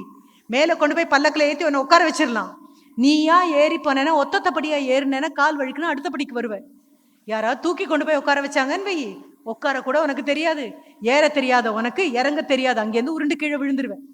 நீயா ஏறி மேலே வரேன்னா இப்போ முடிவு பண்ணுமா, யார் என்னுடைய ஆசிரியர்களாக இருக்காங்க, யார் என்னுடைய நண்பு வட்டத்தில் இருக்காங்க, எந்த புத்தகங்களை நான் படிக்கிறேன், எங்கே போய் நிற்க போகிறேன் அப்படின்னு முடிக்கிறதுக்கு முன்னால் உனக்கு இன்னொரு சின்ன வித்தியாசத்தையும் சொல்லிட்டு போயிடுறேன். பேசும்போது ரொம்ப சந்தோஷமாக இருக்கும். ஆமாம் மேம், அப்படிதான் மேம் அப்படின்னு 4-5 தலையாவது என்னை பார்த்து ஆமாம் ஆமாம் அசைக்கிறீங்க, என் கூட வரீங்கன்னு எனக்கு தெரியும். தொடங்கின நிமிஷத்துலேருந்து கூட வர குழந்தைங்க இருக்கீங்க, தொடங்கினப்பவே என்னை விட்டுட்டு போன குழந்தைங்களும் நிறைய பேர் இருக்கீங்க. இங்கேருந்து பார்த்தா அந்த முகங்களும் அடையாளம் தெரியும். திடீர்னு என்னை பார்த்து திடீர்னு அப்படின்னு சொல்லிட்டு திரும்பி மறுபடியும் ஓடிடுற குழந்தைங்களும் இருக்கீங்க. அவ்வளோதான் கவனம். ஆனால் ப்ளீஸ் டேக், ரொம்ப சுலபமாக சொல்லிட்டு போயிட்டாரு, கனவு காணுங்கள். எவ்வளோ சுலபமான வார்த்தை இல்லை? நீ உறங்கும் போது வருவதில்லை கனவு, உன்னை உறங்க விடாமல் வைத்திருப்பது கனவு. ஆஹா, மேடை பேச்சுக்கு எவ்வளோ நல்லா இருக்கு, மேற்கோள் காட்டுறதுக்கு எவ்வளோ நல்லா இருக்கு, மேடை பேச்சில் முதல் பரிசு வாங்கி கைத்தட்டல் வாங்குறதுக்கு எவ்வளோ நல்லா இருக்கு. ஆனால் அன்றாடம் பழகிறதுக்கு எவ்வளோ கஷ்டமாக இருக்கு. என்ன காரணம் அப்படின்னா ஆசைகள் வேறு, கனவுகள் வேறு. நீ ஒரு என்ஜினியர் ஆகணும் அப்படின்னு உங்கள் அப்பா அம்மா ஆசைப்படலாம், அவங்களால உன் வகுப்பில் வந்து உட்காந்து படிக்க முடியாது. இல்லாத காசை கொடுத்து உன்னை படிக்க வைக்கலாம், ஆனால் அவங்களால முடியாது. நான் என்னுடைய வகுப்பில் காலையில் மட்டும் சாப்பிட்டுட்டு வர குழந்தைங்களை பார்த்துருக்கேன், மதியம் மட்டும் சாப்பாடு இருக்கிற குழந்தைங்கள பார்த்துருக்கேன், இரவு வேலைக்கு போயிட்டு அடுத்த நாள் காலையில் ஓடி வர குழந்தைங்கள பார்த்துருக்கேன். நான் கிளாஸுக்கு ஓடி வரும்போது என்னோட தலைதறிக்க ஓடுவோம். என்னோட போட்டி தான் அது, யார் முதல்ல போய் கிளாஸில் நிற்கிறோம் அப்படின்னு. ஜேபி மேம் கிளாஸ் அப்படின்னு சொன்னால் ஐயோ கதவை சாத்திடுவாங்க. கோவப்பட்டது கிடையாது, கடிஞ்சது கிடையாது, சிரிச்சுக்கிட்டே சொல்லுவேன் அடுத்த கிளாஸில் பார்க்கலாம் தங்கம் அப்படின்னு சொல்லி முடிச்சிடுவேன். வெளியிலேயே உட்காந்துருப்பாங்க, வேற ஒன்றும் இல்லை. ஒரு சாதாரணமாக ஒரு கல்யாணம் நடக்கணும் அப்படின்னாலே பஞ்சாங்கம் பார்த்து நல்ல நேரம் பார்த்து 10 பேரை கூப்பிட்டு 1000 பேருக்கு சோறு போட்டு இத்தனை வேலை பண்ணுறோம்ல. நேரங்கிறது ஆங்கிலேயன் கொடுத்த கடிகாரத்தில் இல்லை. அப்படியே வெளியில் நிமிர்ந்து பார்த்து வெயில் எங்கே விழுதுன்னு பார்த்து ஊருக்குள்ளே இருக்கக்கூடிய விவசாயி சொல்லிடுவான் மணி எத்தனையாச்சு அப்படின்னு சொல்லி. அந்த அளவுக்கு நேரத்தை கணக்கில் வச்சுருக்கக்கூடிய ஆட்கள். நமக்கு நேரத்தை தொலைக்க முடியாது. அப்போ உன்னுடைய அப்பா அம்மாவுக்கு உன்னை பற்றி ஆசைகள் இருக்கு. ஆசைகளுக்கு அஸ்திவாரம் கிடையாது, ஆசைகளுக்கு திட்டங்கள் கிடையாது, ஆனால் கனவுகள் இருக்கு இல்லையா? அதனால தான் அப்துல் கலாம் அவ்வளோ அழகாக சொன்னார், கனவு காணுங்கள் அப்படின்னாரு. ஆசைப்படுங்கள்னு சொல்லலை, டிசையர்னு சொல்லலை, ட்ரீம்னு சொன்னார். Desire does not have an action plan. Dream has got an action plan. இந்த 16ஆம் தேதி 11ஆம் மாதம் 2024 நான் வந்தது சத்தியம், பேசுனது சத்தியம், நீ கேட்டது சத்தியம் அப்படின்னா இந்த தேதியை கண் இமைக்குள்ள எழுதி வச்சுக்கோ. ஏன்னா கண்ணை மூடினாலும் தூங்கும்போது கண்ணுக்குள்ள தெரியணும். எழுதி வச்சுக்கோ. My dream is different from desire. இன்னைக்கு நான் பிளான் போடுறேன், இனி எண்ணி இந்த கல்லூரியை விட்டு போகும்போது கோல்டு மெடலிஸ்டா வெளியில போவேன். டிஸ்டிங்ஷன், எல்லா சப்ஜெக்டையும் ஒன்னா சேர்த்து மார்க் சேர்த்துனா வர 75 அல்ல, ஒன்னொன்லையும் டிஸ்டிங்ஷனாக இருக்கும், டாப் ஸ்கோரராக இருக்கும். என்னுடைய ஃபைனல் மார்க் எண்ணி பார்த்தீங்கன்னா அவ்வளோ பெருசாக இருக்கும். நாளைக்கு இந்த கல்லூரிக்கு திரும்பி வரப்போகிறேன் அப்படின்னா அப்போ நான் திரும்பி வரும்போது எப்படி இருப்பேன்? இதே 16ஆம் நாள் வரும், இதே 11ஆவது மாதம் வரும், 2034. 24 உட்காந்துருக்கோம். 34 வரும். நான் இருப்பேன்னு உத்தரவாதம் கண்டிப்பா கொடுக்கல. உன்னுடைய இளமையான ஆசிரியர்கள் எல்லாரும் இருப்பாங்க, பிரின்சிபல் இருப்பாங்க, அத்தனை பேர் இருப்பாங்க. இதே 16/11/2034ல இந்த மேடைக்கு என்ன கூட்டிட்டு வரக்கூடாது சீஃப் கெஸ்டா, ஒன்ன கூட்டிட்டு வரணும். You should come here as a chief guest. எண்ணி 10 வருஷம் கழிச்சு இங்க வந்து நிக்கணும். இங்க வந்து நின்று உன்னுடைய ப்ரொஃபைல ஒருத்தங்க படிப்பாங்க, உனக்கு ஒரு பொன்னாடை ஒருத்தங்க போத்துவாங்க பிரின்சிபல். சரி, அப்ப ரெவரண்ட் ஃபாதர் ஜேவியர் மனோஜர் இருந்தாலும் நீங்களே போடலாம். இல்ல there'll be somebody else அப்படின்னா ஒரு மெமெண்டோ கொடுப்பாங்க. அதுல கல்லூரியுடைய பேர் இருக்கும், உங்க முகம் இருக்கும், இது அத்தனையும் இருக்கும். உங்களுக்காக பாடல் இருக்கும். நீங்க வந்து இங்க நிற்கும் பொழுது மைக் அரேஞ்ச் பண்ணுவாங்க, போடியம் அரேஞ்ச் பண்ணுவாங்க, எல்லாம் சரியாக இருக்கும். Everything will be perfect. அப்போ முதல் வரிசையில் உட்கார்ந்து இருக்கிறது உங்க அம்மாவும் அப்பாவுமா இருக்கும். தாய் தகப்பனுக்கு பண்ண வேண்டிய பெரிய வேலை இதுதான். உங்களுக்கும் சேர்த்தி தான் நான் பேசிட்டு இருக்கேன். குழந்தைங்களுக்கு என்ன பேசுறேன்னா அது உங்களுக்கும். வீட்டுக்குள்ள இருக்கும் பொழுது எப்படி ஒரு கல்விச்சூழலை குழந்தைங்களுக்கு கொடுக்க முடியுமோ அப்படி கொடுங்க. அப்பாவுக்கும் அம்மாவுக்கும் அடிதடி மனசுக்குள்ள 1000 இருக்கும். தனியா இருக்கும்போது என்ன வேணாலும் பண்ணுங்க. குழந்தைங்க முன்னால கலகமும், குழந்தைங்க முன்னால சண்டையும், குழந்தைங்க முன்னால பிரச்சனையும் கொண்டு வரும்போது வகுப்புல உட்காந்துக்கிட்டு கண்ணை தொடச்சிட்டு உட்காந்துருக்கிற எத்தனையோ குழந்தைங்களை நான் பார்த்திருக்கேன். திரும்பி வீட்டுக்கு போக அச்சப்படுற குழந்தைங்களை பார்த்திருக்கேன். ஒருவேளை சோறு மட்டுமே கிடைச்சிட்டு வந்த குழந்தைங்களை பார்த்திருக்கேன். ஆனா அத்தனை குழந்தைங்களையும் பார்த்துட்டு எனக்கு என்ன தெரியும் தெரியுமா? இது மனசுல இருக்கக்கூடியது ஆசை அல்ல, இது மனசுல இருக்கக்கூடிய கனவு. தேதி வாரியா என் குழந்தைங்க கனவு போட்டிருக்காங்க.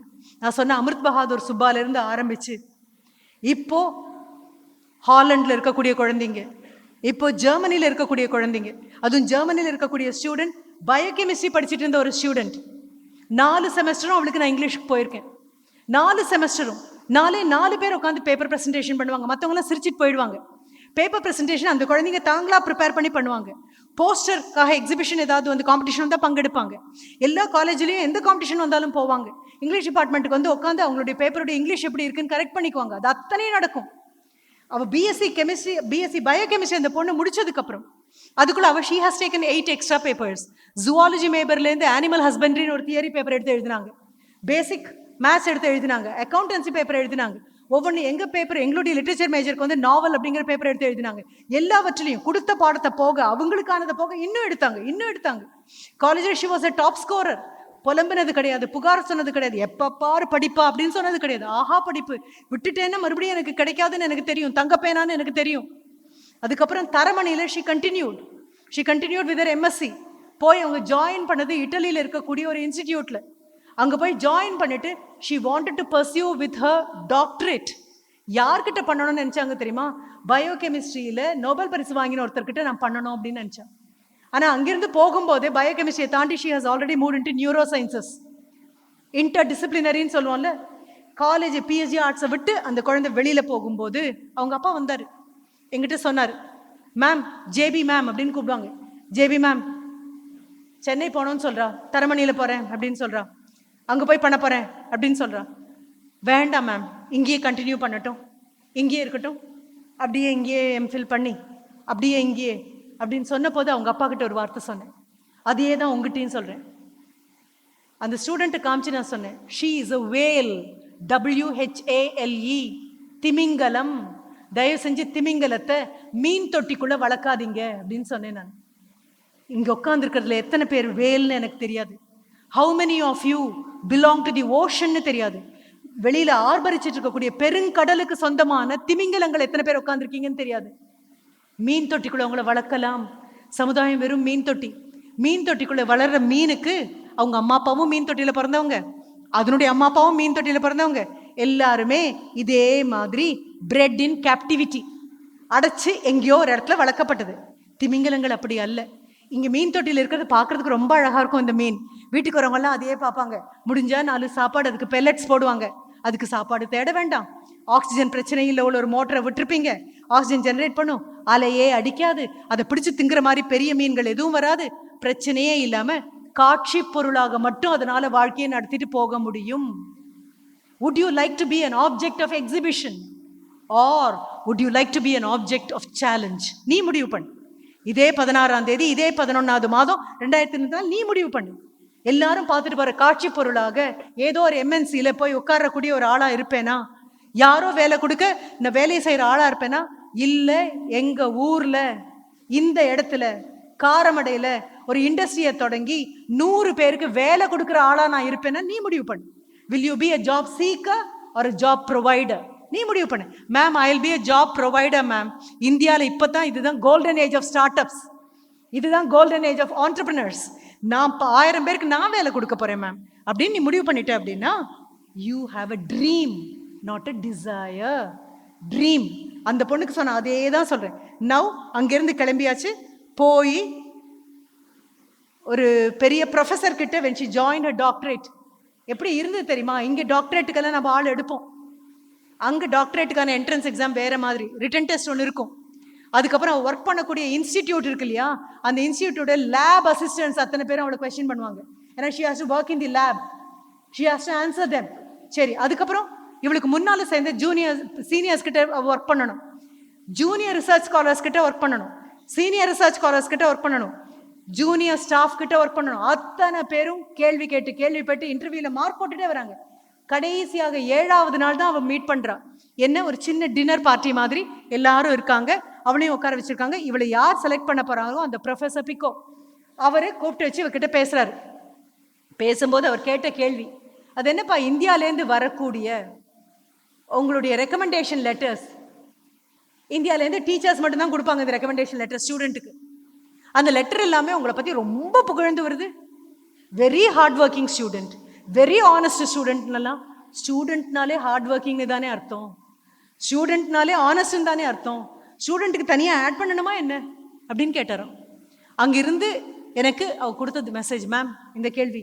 ஏன்னா எனக்கு அங்கே போக முடியாது. ஐஐடி கரக்பூர்லேருந்து நைட் ஒர்க் பண்ணுவா, லேப் திறந்து விட்டுட்டாங்க மேம், பகலெல்லாம் ரொம்ப வெயில். போய் கேட்டோன்னே நைட், எப்போ ஒரு செமஸ்டருக்கும் இன்னொரு செமஸ்டருக்கும் இடையில வரக்கூடிய அந்த டைம் இருக்குல்ல, அங்கே she got hold of some professors and did a project. அவங்களோட ப்ராஜெக்ட் அசிஸ்டண்ட்டாக போய் ஒரு 2 மாதம் ஒர்க் பண்ணா. அதுக்கு கிடைச்ச ஸ்டைபண்ட் எடுத்துகிட்டு வந்தா. அப்போது சொன்னா, மேம் லேப் கீ என் கையிலேயே கொடுத்துட்டாங்க மேம், லேப் கீ கையில் கொடுத்துட்டாங்க மேம். நினச்சி எவ்வளோ நல்ல ஆட்டிடியூட், குழந்தைங்க கையை வச்சா உடச்சிருவாங்க அப்படின்னு பயந்து லேபை கையில் கொடுக்காம இல்லாமல் உன் கையில் லேபை கொடுத்தா உன்னோட பொருள் பத்திரமா வைக்க வேண்டியது உன் பொறுப்பு அப்படின்னா அது பேர் தான் கல்வி. கிடைச்ச கல்வி எதையும் உடைக்காது, கல்வி உருவாக்கும் எல்லாவற்றையும். அப்போ பத்திரமா வைப்பேன் அப்படின்னு சொல்லும்போது I was so happy. Ma'am வெறும் சப்பாத்தி தான் மேம், தால் தான் மேம். அப்போ நான் கேட்டேன், புலம்புறதுக்கு அங்கே போனேன்னா என்கிட்ட கூப்பிடாது, என்ன மிட் நைட்டில் என்ன கூப்பிட்ற, புலம்புறதுக்கு போனால் கூப்பிடாது மேம், இங்கே இது நல்லா இருக்கு, இது நல்லா இருக்குன்னு சொல்றதானே என்ன கூப்பிடு. சரி, அதுக்கப்புறம் அங்கே போகும்போது from Italy she went to Germany to take her interview. அந்த இன்டர்வியூவை முடிச்சுட்டு அவர் கடைசியாக கேட்டது ஒரு கேள்வி, என்ன அப்படின்னா நியூரோ சயின்சஸ் படிக்கணும். ஏன்னா இவ கம்ப்ளீட்டாக டிசிப்ளின் விட்டே வெளியில் போகிறா. நியூரோ சயின்சஸ் அப்படின்னு சொன்னால் அதற்கான ஒரு புக் இருக்குது, அதுதான் அதனுடைய காஸ்பெல். இந்த புத்தகம் படிக்காமல் அதுக்குள்ளே வரவே முடியாது. இப்போ இந்த புத்தகம் அது இருக்கு அவங்ககிட்ட, படிச்சிருக்கியா? இல்லை. அவங்க வேற ஒன்றும் பண்ணலப்பா, தொடர்ந்து பேச முடியுதான்னு பார்க்குறாங்க. Can you talk on a particular subject continuously? உன் எண்ணங்களை தைரியமாக தாராளமாக தயக்கம் இல்லாமல் தடங்கள் இல்லாமல் உன்னால் பேச முடியுதான்னு பார்க்குறாங்க. வந்துன்னு இடையில சொல்லாமல் தொடர்ந்து உன் தாய்மொழியில் உன்னால் பேச முடியுதா? அப்புறம் தானே அந்நிய மொழியில் தொடர்ச்சியாக கண்ணு பார்த்து கன்வின்சிங்காக with conviction can you talk at a stretch, ஒரு 5 நிமிஷம் உன்னால் பேச முடியுமான்னு பார்க்குறாங்க. இல்லைன்னா நீ எப்படி சயின்டிஸ்ட் ஆக முடியும்? அதற்கப்புறம் அந்த புக் இல்லைன்னு சொல்லியாச்சு. when do you leave for Italy? she says tomorrow afternoon flightல நான் கிளம்புறேன். ஓகே அப்படின்னு சொல்லியாச்சு. அடுத்த நாள் மத்தியானம் she is in the airport. ஏர்போர்ட்ல அங்கே எல்லாமே பெரிய பெரிய புக் ஸ்டால்ஸ் இருக்கும். அங்கே போய் இந்த புக் எங்கேயாவது இருக்கான்னு தேடிட்டு இருக்கா. she receives a phone call from the professor. எங்கே இருக்கீங்க? Full name Annapoorani, they call her Anna. ஏன்னா ஃபுல் நேம் சொல்ல வரல உங்களுக்கு. Anna where are you? she says I am in the airport, I am here in the bookstall, please stay there அப்படின்னு வருது. அங்கேயே இரு, போயிடாது. கிளம்பி வராரு. அவர் வந்து புக்கை அவகிட்ட கொடுக்குறாரு. he hands over the book to her and he says welcome to science, welcome to science அப்படின்னு கொடுத்துட்டு you have been selected அப்படின்னு சொல்றாரு. அடுத்து அவர் கேட்குற கேள்வி என்ன தெரியுமா? do you know why you have been selected? இங்கே பிஹெச்டிக்கு எப்படி செலக்ட் பண்ணுறோன்னு தெரியாது. அங்கே அவர் கேட்டார், do you know why you have been selected? உன்னை ஏன் செலக்ட் பண்ணோம் தெரியுமா? she says I do not know, ஏன்னா இந்த புக்கு கூட என்கிட்ட கிடையாது. he said you are a good person, we have selected you because you are a good person. என்ன காரணம்னு அடுத்து தெரியுமா? he continues, அவர் சொல்றாரு, science should not go into the hands of bad people. விஞ்ஞானம் மோசமானவர்கள் கைகளுக்குள் போகக்கூடாது. அதனால தான் இன்னும் அப்துல் கலாம் ஐயாவை கொண்டாடுறோம். நாசா கூப்பிட்ட போதும் இந்த இடத்த விட்டு நகராத ஒரு மனுஷன் உண்டுன்னா கைத்தட்டு. அப்துல் கலாம் ஐயாவுக்கு, எனக்காக இல்லை. எங்கிருந்து இன்விடேஷன் வரல, எங்கிருந்து இன்விடேஷன் வரல, இந்தியா விட்டுட்டு வா, உனக்கு எத்தனை கோடி கிடைக்கும் தெரியுமா அப்படின்னு யார் கூப்பிடல. இங்கே என்னுடைய ஸ்டூடெண்ட் கிட்ட அவர் சொன்னது, science should not go into the hands of bad people. இந்த கல்லூரியிலேருந்து கிளம்பி வர ஆக்ஷன் பிளான் போடுறேன், இன்னி தேதியிலேருந்து போடுறேன். இந்த கல்லூரியை விட்டு என்னைக்கு நீ வெளியில போவியோ அந்த தேதி வரைக்கும், இன்னைக்கு இவ்வளவு தூரம் வந்துட்டேன், இன்னைக்கு இவ்வளவு தூரம் வந்துட்டேன், கனவை நோக்கி நகர்றேன், கனவை நோக்கி நகர்றேன், கனவை நோக்கி நகர்றேன். கனவை நோக்கி நகர நகர நீ கனவாவே மாறணும். நான் அப்துல் கலாம் ஐயாவையும் தாண்டேன். கனவு காணுங்கள் இல்ல, கனவாகவே மாறுங்கள். உன் கனவாகவே மாறு. நீ நடந்து வரும்போது கனவு நடந்து வர மாதிரி இருக்கணும். மேம் பிஇ முடிச்சுட்டு சிவில் சர்வீஸ்குள்ள போறேன் மேம் அப்படின்னு சொன்னா, வரும்பொழுது நான் ஒரு ஐபிஎஸ் ஆஃபீஸராக ஆகணும் ma'am. Engineering and IPS beautiful combination. என்ன combination? Scientific bent of mind and civil service. இப்போ உன்னை பார்க்கும்போது இன்னைக்கு ஒன்றை பார்த்தாலும் சொல்லணும், உங்கள் ப்ரொஃபஸர்ஸ் 10 வருஷம் கழிச்சு 16/11/2034 சீஃப் கெஸ்டாக நீ வரும்போது உனக்கு ஒரு பொக்கையை கொடுத்து இங்கே கூட்டிகிட்டு வரும்போது முன்னால் உட்காந்துருக்கக்கூடிய இன்னைக்கு இருக்கிற வயதோட இன்னும் 10 வயது அதிகமான உன் ப்ரொஃபஸர் சொல்லணும், அன்னைக்கே இப்படிதான்ப்பா பார்த்தாலே கனவு நடந்து வர மாதிரி நடந்து வர ஸ்டூடெண்ட்ப்பா இது. பக்கத்தில் இருக்கக்கூடிய ஜூனியர் கலீகிட்ட சொல்லணும், எங்களுக்கு அன்றைக்கே தெரியும், you will reach greater heights, she will reach greater heights. கூடவே உங்கள் அம்மாவும் அப்பாவும் உட்காந்துருப்பாங்க. உனக்கு மாலை மரியாதையெல்லாம் போடும்போது அப்பாவும் அம்மாவும் கண்ணை தொடச்சிட்டு பக்கத்தில் உட்காந்துருக்கிற அப்பா அம்மா இருப்பாங்கல்ல, இண்டக்ஷன் ப்ரோக்ராம்க்கே அவனை இன்வைட் பண்ணுற மாதிரி பார்த்துக்கோ. ஃபர்ஸ்ட் இயர்ஸ் வந்து உட்கார இண்டக்ஷன் ப்ரோக்ராமுக்கு நீ சீஃப் கெஸ்ட்டாக வரணும், பெரிய ஆளாக வரணும். என் முன்னால் இருக்கக்கூடிய அத்தனை குழந்தைங்களும் ஏதேதோ பொசிஷனில் வந்து ஆக்கியபை பண்ணணும். இந்த காலேஜ் வேர்ல்டுனுடைய எஜுகேஷன் மேப்புக்குள்ளே வரணும். வெளிநாட்டு குழந்தைங்க படிக்கணும்னு ஆசைப்பட்டு வரணும்னா you are the ambassador, you are the brand ambassador. நான் தான் சொன்னேன் பிராண்ட் நேம் அப்படின்னு சொன்னேன். வெளியில் போனதுக்கப்புறம் உன்னை கொண்டாடி உங்க கூட்டிகிட்டு வரும்போது பக்கத்தில் இருக்க அம்மா அப்பா கிட்ட சொல்லணும், என் பொண்ணு அப்படின்னு, இல்லைன்னா என் பையன் இங்கே இந்த காலேஜில் படிச்சுட்டு போனால் 10 வருஷம் கழிச்சு இந்த காலேஜுக்கே சீஃப் கெஸ்டாக வந்திருக்கான் அப்படின்னு சொன்னால், அன்னைக்கு I do not know whether I will be here, இருப்பேனான்னு தெரியாது, கூப்பிடுவாங்களான்னு தெரியாது. ஆனால் ஒன்று கண்டிப்பாக ஏதாவது ஒரு நியூஸ் சேனலில் போகும், நீ மேடைக்கு வந்திருப்ப, ரொம்ப பெரிய ஆளாக வந்திருப்ப, யூ பிகம் அன் இண்டஸ்ட்ரியலிஸ்ட். இல்லை ma'am, India should not import food grains ma'am. நான் கண்டிப்பாக I have to do lot of research in agriculture, I am not related but I will do it ma'am. AI வச்சுட்டு நான் எத்தனையோ பண்ண போகிறேன் ma'am அப்படிங்கிறதா இருக்கலாம். பிரதம மந்திரியாக வரலாம், தெரியாது, எஜுகேஷன் மினிஸ்டராக வரலாம், இந்த காலேஜ் ப்ரொஃபஸர்ஸாக வரலாம், இஸ்ரோக்குள்ளே போகலாம், எங்கே வேணாலும் இருக்கலாம். இன்னொரு சுந்தர் பிச்சை எங்கேயும் தேட வேண்டாம், இந்த காலேஜுக்குள்ள பார்த்தீங்கன்னா அவரை தாண்டி மேலே போயாச்சு நாங்கன்னு சொல்கிற அட்டில் வரலாம். ஆனால் ஒன்று மட்டும்தான் நீ பண்ணணும். இன்னும் 10 நிமிஷம் ஓங்கி நான் பேசினாலும், சிரிச்சு பேசினாலும், change is a door that opens only from inside. மாற்றம் என்னும் கதவுக்கு மட்டும் இயற்கை உள்ளுக்குள் தான் தாழ்பாளை வைத்திருக்கிறது. எத்தனை தட்டினாலும் நீயா திறக்கலை அப்படின்னா இந்த கதவுகள் திறக்காது. திரும்பி போய் இன்னைக்கு வீட்டில் அப்பா அம்மா கிட்ட சொல்லிப்பார், இன்னைக்கு இவங்க சொன்னாங்க அதில் எனக்கு இந்த ஒரு விஷயம் பிடிச்சது. இல்லை மேம் நான் ஹாஸ்டல் ஸ்டூடெண்ட், பிரச்சனையே கிடையாது. வீட்டுக்கு ஃபோன் பண்ணும்போது மறக்காமல் சொல்லு. இனிமே என்ன தேட போகிறோமோ அதை மட்டும் தேடு.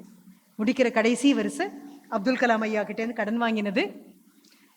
ஐயா சொல்வார், when to you become a success அப்படின்னு ஒரு குழந்தை அவர்கிட்ட கேட்டபோது அவர் சொன்னார், when your signature becomes an autograph. உன்னுடைய சாதாரண சிக்னேச்சர் ஆட்டோகிராஃபாக என்னைக்கு மாறுதோ then you have become a success. 10 வருஷம் கழிச்சு 16/11/2034 வந்தேன்னா மறக்காம உங்ககிட்ட I'll get an autograph. நன்றி, வணக்கம். Another thing, இத்தனை நேரம் உங்க கூட உட்காந்து கை தட்டிட்டு இருந்த ஒரு நபர் ஒரு நிமிஷத்துல ஒரு முடிவெடுக்கிறாங்க, நான் மேடைக்கு வரணும் அப்படின்னு. அதுக்கு 2034 வரைக்கும் காத்துட்டு இருக்க வேண்டாம், நான் இப்பவே வந்துடுறேன்னு மேடைக்கு வராங்க அப்படின்னா, உங்களோடு கைத்தட்டி கொண்டிருந்த நபர் கைத்தட்டு பெரும் நபராக மாறுறதுக்கு அந்த முடிவு தான் காரணமா இருந்துச்சு. She was clapping with you, now she deserves your clap.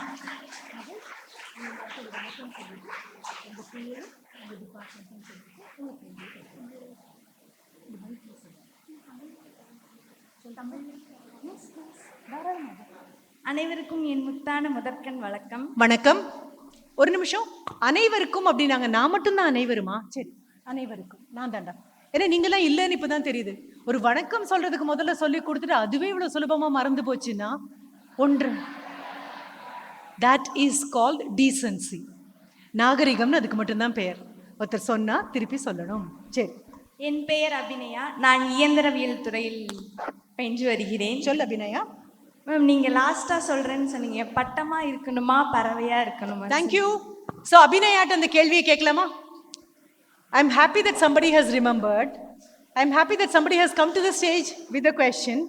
So Abhinaya, கேள்விக்கு நீ என்ன பதில் சொல்வேமா? Are we ready? Please. Right? Thank you. Thank you. நான் பறவையாக இருக்கணும்னு நீ ஆசைப்படுறேன். பறவையா இருக்கணும்னு ஆசைப்படுற இல்லையா? நான் அந்த குழந்தைக்கு சொன்ன பதில நான் சொல்லட்டுமா? எல்லாருக்குமே பறவையா இருக்கணும் தான் ஆசை. ஆனா அதுக்கு தான் முன்னால் அந்த அமேசான் காடுகளை பத்தியும் நான் முதல்ல சொன்னேன். பறவையா இருக்கணும்னு ஆசைப்பட்டா போதாது, பறவையா இருக்கிறதுக்கு பயிற்சி வேணும். அந்த பயிற்சி கிடைக்கிற வரைக்கும் வேற வழி இல்லை, பட்டமா தான் இருந்தாகணும். பட்டமா இருக்கும்போது நூலை அம்மா அப்பாவும் ஆசிரியரும் பிடிச்சிட்டு இருப்பாங்க. Teacher and your parents will be holding. ரொம்ப கோவம் வரும், ரொம்ப எரிச்சலா இருக்கும். பறவையா இருக்கணும்ப்பா, எதுக்கு என்ன பட்டமா இருக்கேன் அப்படின்னு.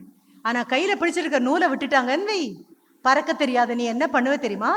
பக்கத்துல இருக்கக்கூடிய மரக்கிளையிலையோ இல்ல மின்கம்பியினுடைய கிளையிலையோ மாட்டிக்கிட்டு உன்னுடைய வாழ்க்கையை நீயே சீரழிச்சிருவ.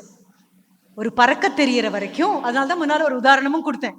வா வா வா அப்படின்னு கூப்பிட்ட உடனே பாயறதுக்கு பேர் வாழ்க்கை இல்லை, தயாராயிட்டோமா அப்படிங்கிறதும் தெரியணும். ஓகே, அப்ப எல்லாருமே பறவை ஆகலாம். ஆனா 10 பேர் கையில மாட்டாம உயரப்போய் உட்கார்ற அளவுக்கு பயிற்சியும் முயற்சியும் தொடர்ந்து கிடைக்கும் வரை பட்டமாக இருப்பது நல்லது.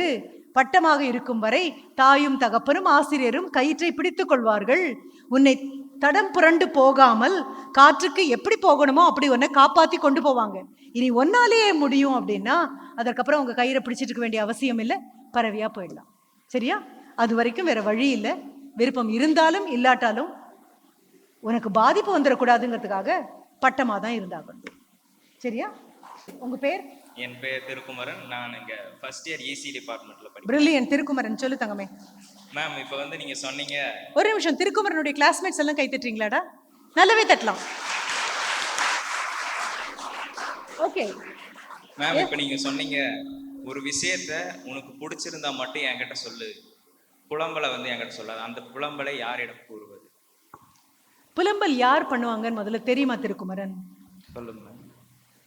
மேம் ஒரு நிமிஷம், கீழே கீழே விழுகாம சைக்கிள் ஓட்டி பழக முடியாது. கீழே விழாம சைக்கிள் ஓட்டி பழக முடியாது, விழணும். உங்களை மாதிரி தலைமுறை 2 பக்கத்துல பேலன்சிங்காக 2 வச்சிருக்காங்க இல்லையா? நாங்களாம் பூமர் தலைமுறை தானே, சந்தோஷமான பூமர் நான். ஓகே, அது பொருள் என்னன்னு இனிமே போய் பாருங்க, சும்மா சொல்லக்கூடாது. எங்களுக்கு இந்த பக்கத்துல சப்போர்ட்டிங் வீல்ஸ் கிடையாது. அம்மாவோ அக்காவோ அண்ணனோ சித்தப்பாவோ அத்தை பையனோ சித்தி பையனோ மாமா பையனோ அடுத்த வீட்டு அண்ணாவோ யாரோ பிடிச்சுக்குவாங்க, அரை நாள் பிடிச்சுக்குவாங்க.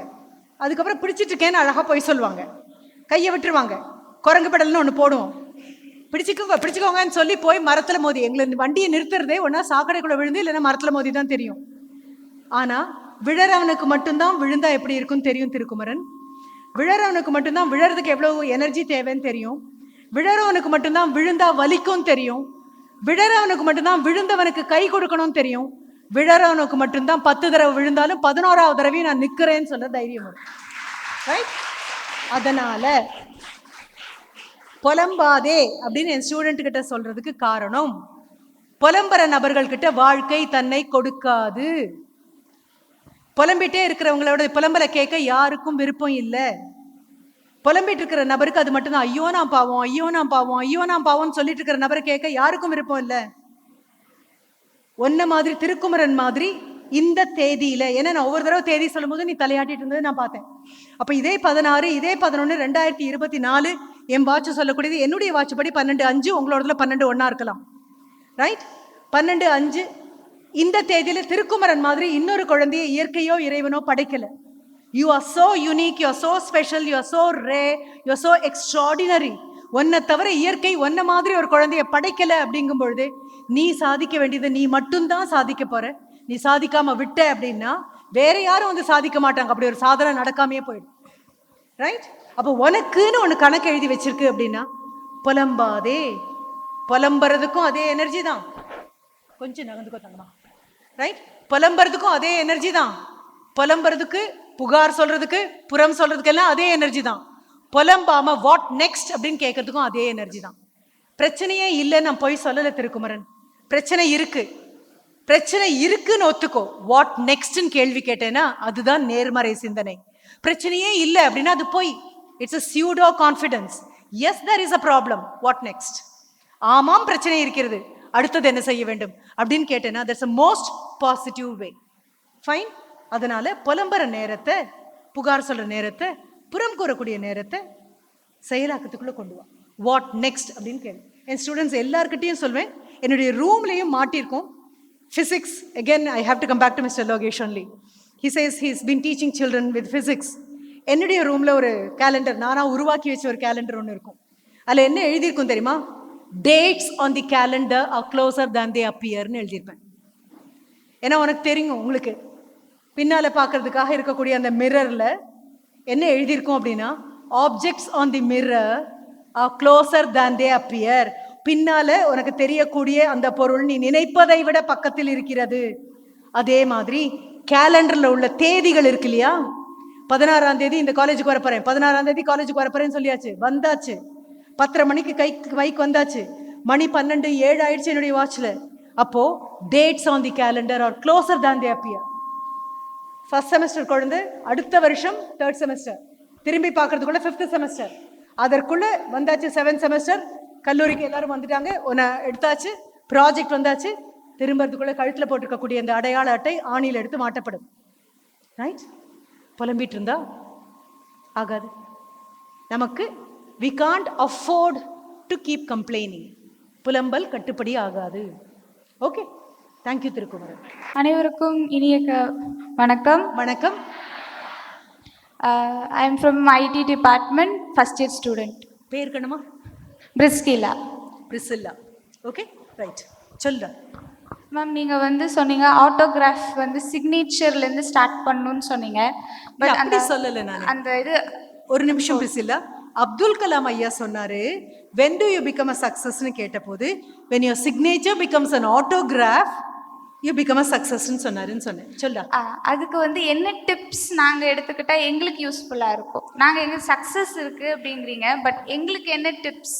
ஒன்றும் கிடையாது. உங்களுக்குன்னு தனியாலாம் டிப்ஸ் கொடுத்துட்டு போகிறதுக்கு நான் என்ன ஹோட்டல் நடத்துறீங்க, எனக்கு சர்வ் பண்ணீங்க, உங்களுக்காக டிப்ஸ் கொடுக்கறதுக்கா? ஒன்றும் கிடையாது. ஒன்னே ஒன்று தான், கடின உழைப்பு, hard work, no substitute, no tips. இல்லை பிரிசில்லா, வந்து ஹார்ட் ஒர்க் வேண்டாம், ஸ்மார்ட் ஒர்க் வேணும்னு சொல்லக்கூடிய ஆசிரியர் அல்ல நான். ஹார்ட் ஒர்க் பண்ணுறவனுக்கு மட்டும்தான் ஸ்மார்ட் ஒர்க்னா என்னன்னு தெரியும். ஹார்ட் ஒர்க்கே தெரியாதவனுக்கு ஸ்மார்ட் ஒர்க்னா என்னன்னே தெரியாது தங்கமே. Hard work, hard work and hard work. But some teachers are saying even the hard work you have to do the smart work also. Hard work இருந்தா தான் smart work அடையாளம் தெரியும். அவனுக்கு பிரிசிலாக்காக ஒரு குட்டி ரொம்ப ஷார்ட்டாக ஒரு ஸ்டோரி சொல்லிடுறேன். Pablo Picasso, the father of modern art, தேடிப்பார் இன்னைக்கு போய். ஏன்னா என்ன சொன்னாலும் வள்ளுவர் சொல்ற மாதிரி எப்பொருள் யார் யார் வாய் கேட்பினும் அப்பொருள் மெய்ப்பொருள் காண்பதறிவு. பிரில்லியன்ட். உங்க தமிழ் டீச்சர்ஸ்க்கு நன்றி. அத்தனையும் திருப்பி சொல்றதுக்கு ரொம்ப சந்தோஷமாக இருக்கு. இன்ஜினியரிங் காலேஜில் குரலை திருப்பி சொல்றாங்கன்னா ரொம்ப நிறைவாக இருக்கு. தேங்க்யூ. மெய்ப்பொருள் காண்பதறிவு. பாப்லோ பிகாசோடைய லைஃப்ல ஒரு சின்ன அனெக்டோட் அவர் சொல்வாரு. Are we ready? Right? Thank you. Thanks a lot. அவர் ஒரு ஹோட்டலுக்கு போயிருப்பாரு. ஹோட்டலுக்குள்ள போகும்போது பார்த்தா அவர் அடையாளம் தெரிஞ்சுட்டு ஒரு பெண்மணி ஓடி வருவாங்க. World renowned artist. அவருடைய ஒவ்வொரு ஓவியமும் கோடிக்கணக்கான பணங்கள்ல போகக்கூடிய ஒன்றாக இருக்கும். டாலர்ஸ்ல, நான் சொல்றது ருப்பீஸ்ல இல்லை, டாலர்ஸ்ல. அந்த பெண்மணி ஓடி வருவா, தங்கிட்ட இருக்கக்கூடிய ஒரு சின்ன ஸ்கிரிப்ளிங் நோட் அதை எடுத்து கொடுத்து பேனாவையும் கொடுத்து, please good you please sketch something. ஏன்னா பாப்லோ பிகாசோடைய ஸ்கெட்ச் அப்படின்னா அது எவ்வளோ பெரிய விஷயம். Good you please sketch something அப்படின்னு சொல்லுவான். 30 வினாடிகளுக்குள்ள அவர் ஸ்கெட்ச் பண்ணி முடிச்சிருவாரு. முடிச்சுட்டு கேட்பாங்க, ஹவு மச் ஷுட் ஐ பே அப்படிங்கும்போது சிரிச்சுட்டே சொல்லுவாரு, $30,000 அப்படின்னு சொல்லுவாரு. 3 வினாடிக்குள்ள 30 வினாடிக்குள்ள முடிச்சதுக்கு $30,000 அப்படிங்கும்போது அவர் சொல்லுவாரு, it took 30 years for me to complete a painting within 30 seconds. 30 வருடம் கடின முயற்சி தான் 30 செகண்டுக்குள்ள வரையறது அப்படின்னு சொல்றது அப்படின்னு. அதனால எந்த ப்ரொஃபஸர் சொன்னாலும் அந்த ப்ரொஃபஸர் கொஞ்சம் உங்களை ஊக்குவிக்கணும்னு சொல்றாங்க, அவ்வளவேதானே தவிர கண்டிப்பாக ஹார்ட் ஒர்க் பண்ணாதவங்களுக்கு ஸ்மார்ட் ஒர்க்னுடைய ஸ்பெல்லிங் கூட தெரியாது. Hard work and hard work and hard work, வேற வழியே கிடையாது. Make it a habit so that hard work will become easy work. Okay? Thank you, Priscilla. Thank you, Thangame. Thanks a lot. Anybody else? I think I can accommodate one more question. நீங்கள் கேட்குறதெல்லாம் ஒரு S R no question தான். நான் தான் டீட்டெயில்டாக descriptive answer கொடுத்துட்ருக்கேன், S A answer கொடுத்துட்ருக்கேன். Is Dhar anybody? I think I can accommodate one more. Just to maintain balance, 2 women students have come. It's okay. Maybe another woman student can also ask a question.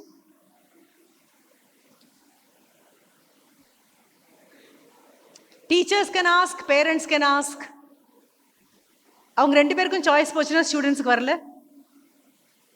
If parents have got any question, பெற்றோர்கள் உட்கார்ந்துருக்கக்கூடிய பெற்றோர்களுக்கு கேள்வி கேட்க ஏதாவது இருந்தால் கேட்கலாம், ஆசிரியர்களுக்கும் இருந்தால் கேட்கலாம். இல்லைன்னா நான் ஒரு நன்றி வணக்கம் ரொம்ப சுலபமாக முடிச்சிடலாம். Anybody? Okay. So thanks a lot. Thanks a lot for the brilliant question. 3 கேள்வி கேட்ட குழந்தைங்களுக்கு என்னுடைய மிகப்பெரிய நன்றி.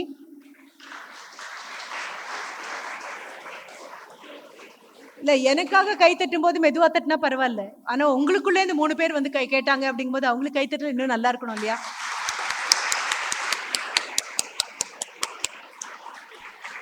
So thank you ever so much. Meet you maybe on, நீங்களே சொல்லிடுங்க டேட்டு, 16/11/2034. மேக்ஸிமம் கொடுத்துருக்கிற டைம் அது. அதுக்கு முன்னால் கூட வரலாம். இந்த 3 பேர் அதுக்கு முன்னாலே வந்துட்டாங்க ஸ்டேஜுக்கு. அதுக்கு முன்னால் கூட வரலாம். வந்து உங்களை பார்க்கக்கூடிய வாய்ப்பு எனக்கு கிடைக்குமே ஆனால், my blessings, best wishes and prayers go with you. நன்றி, வணக்கம்.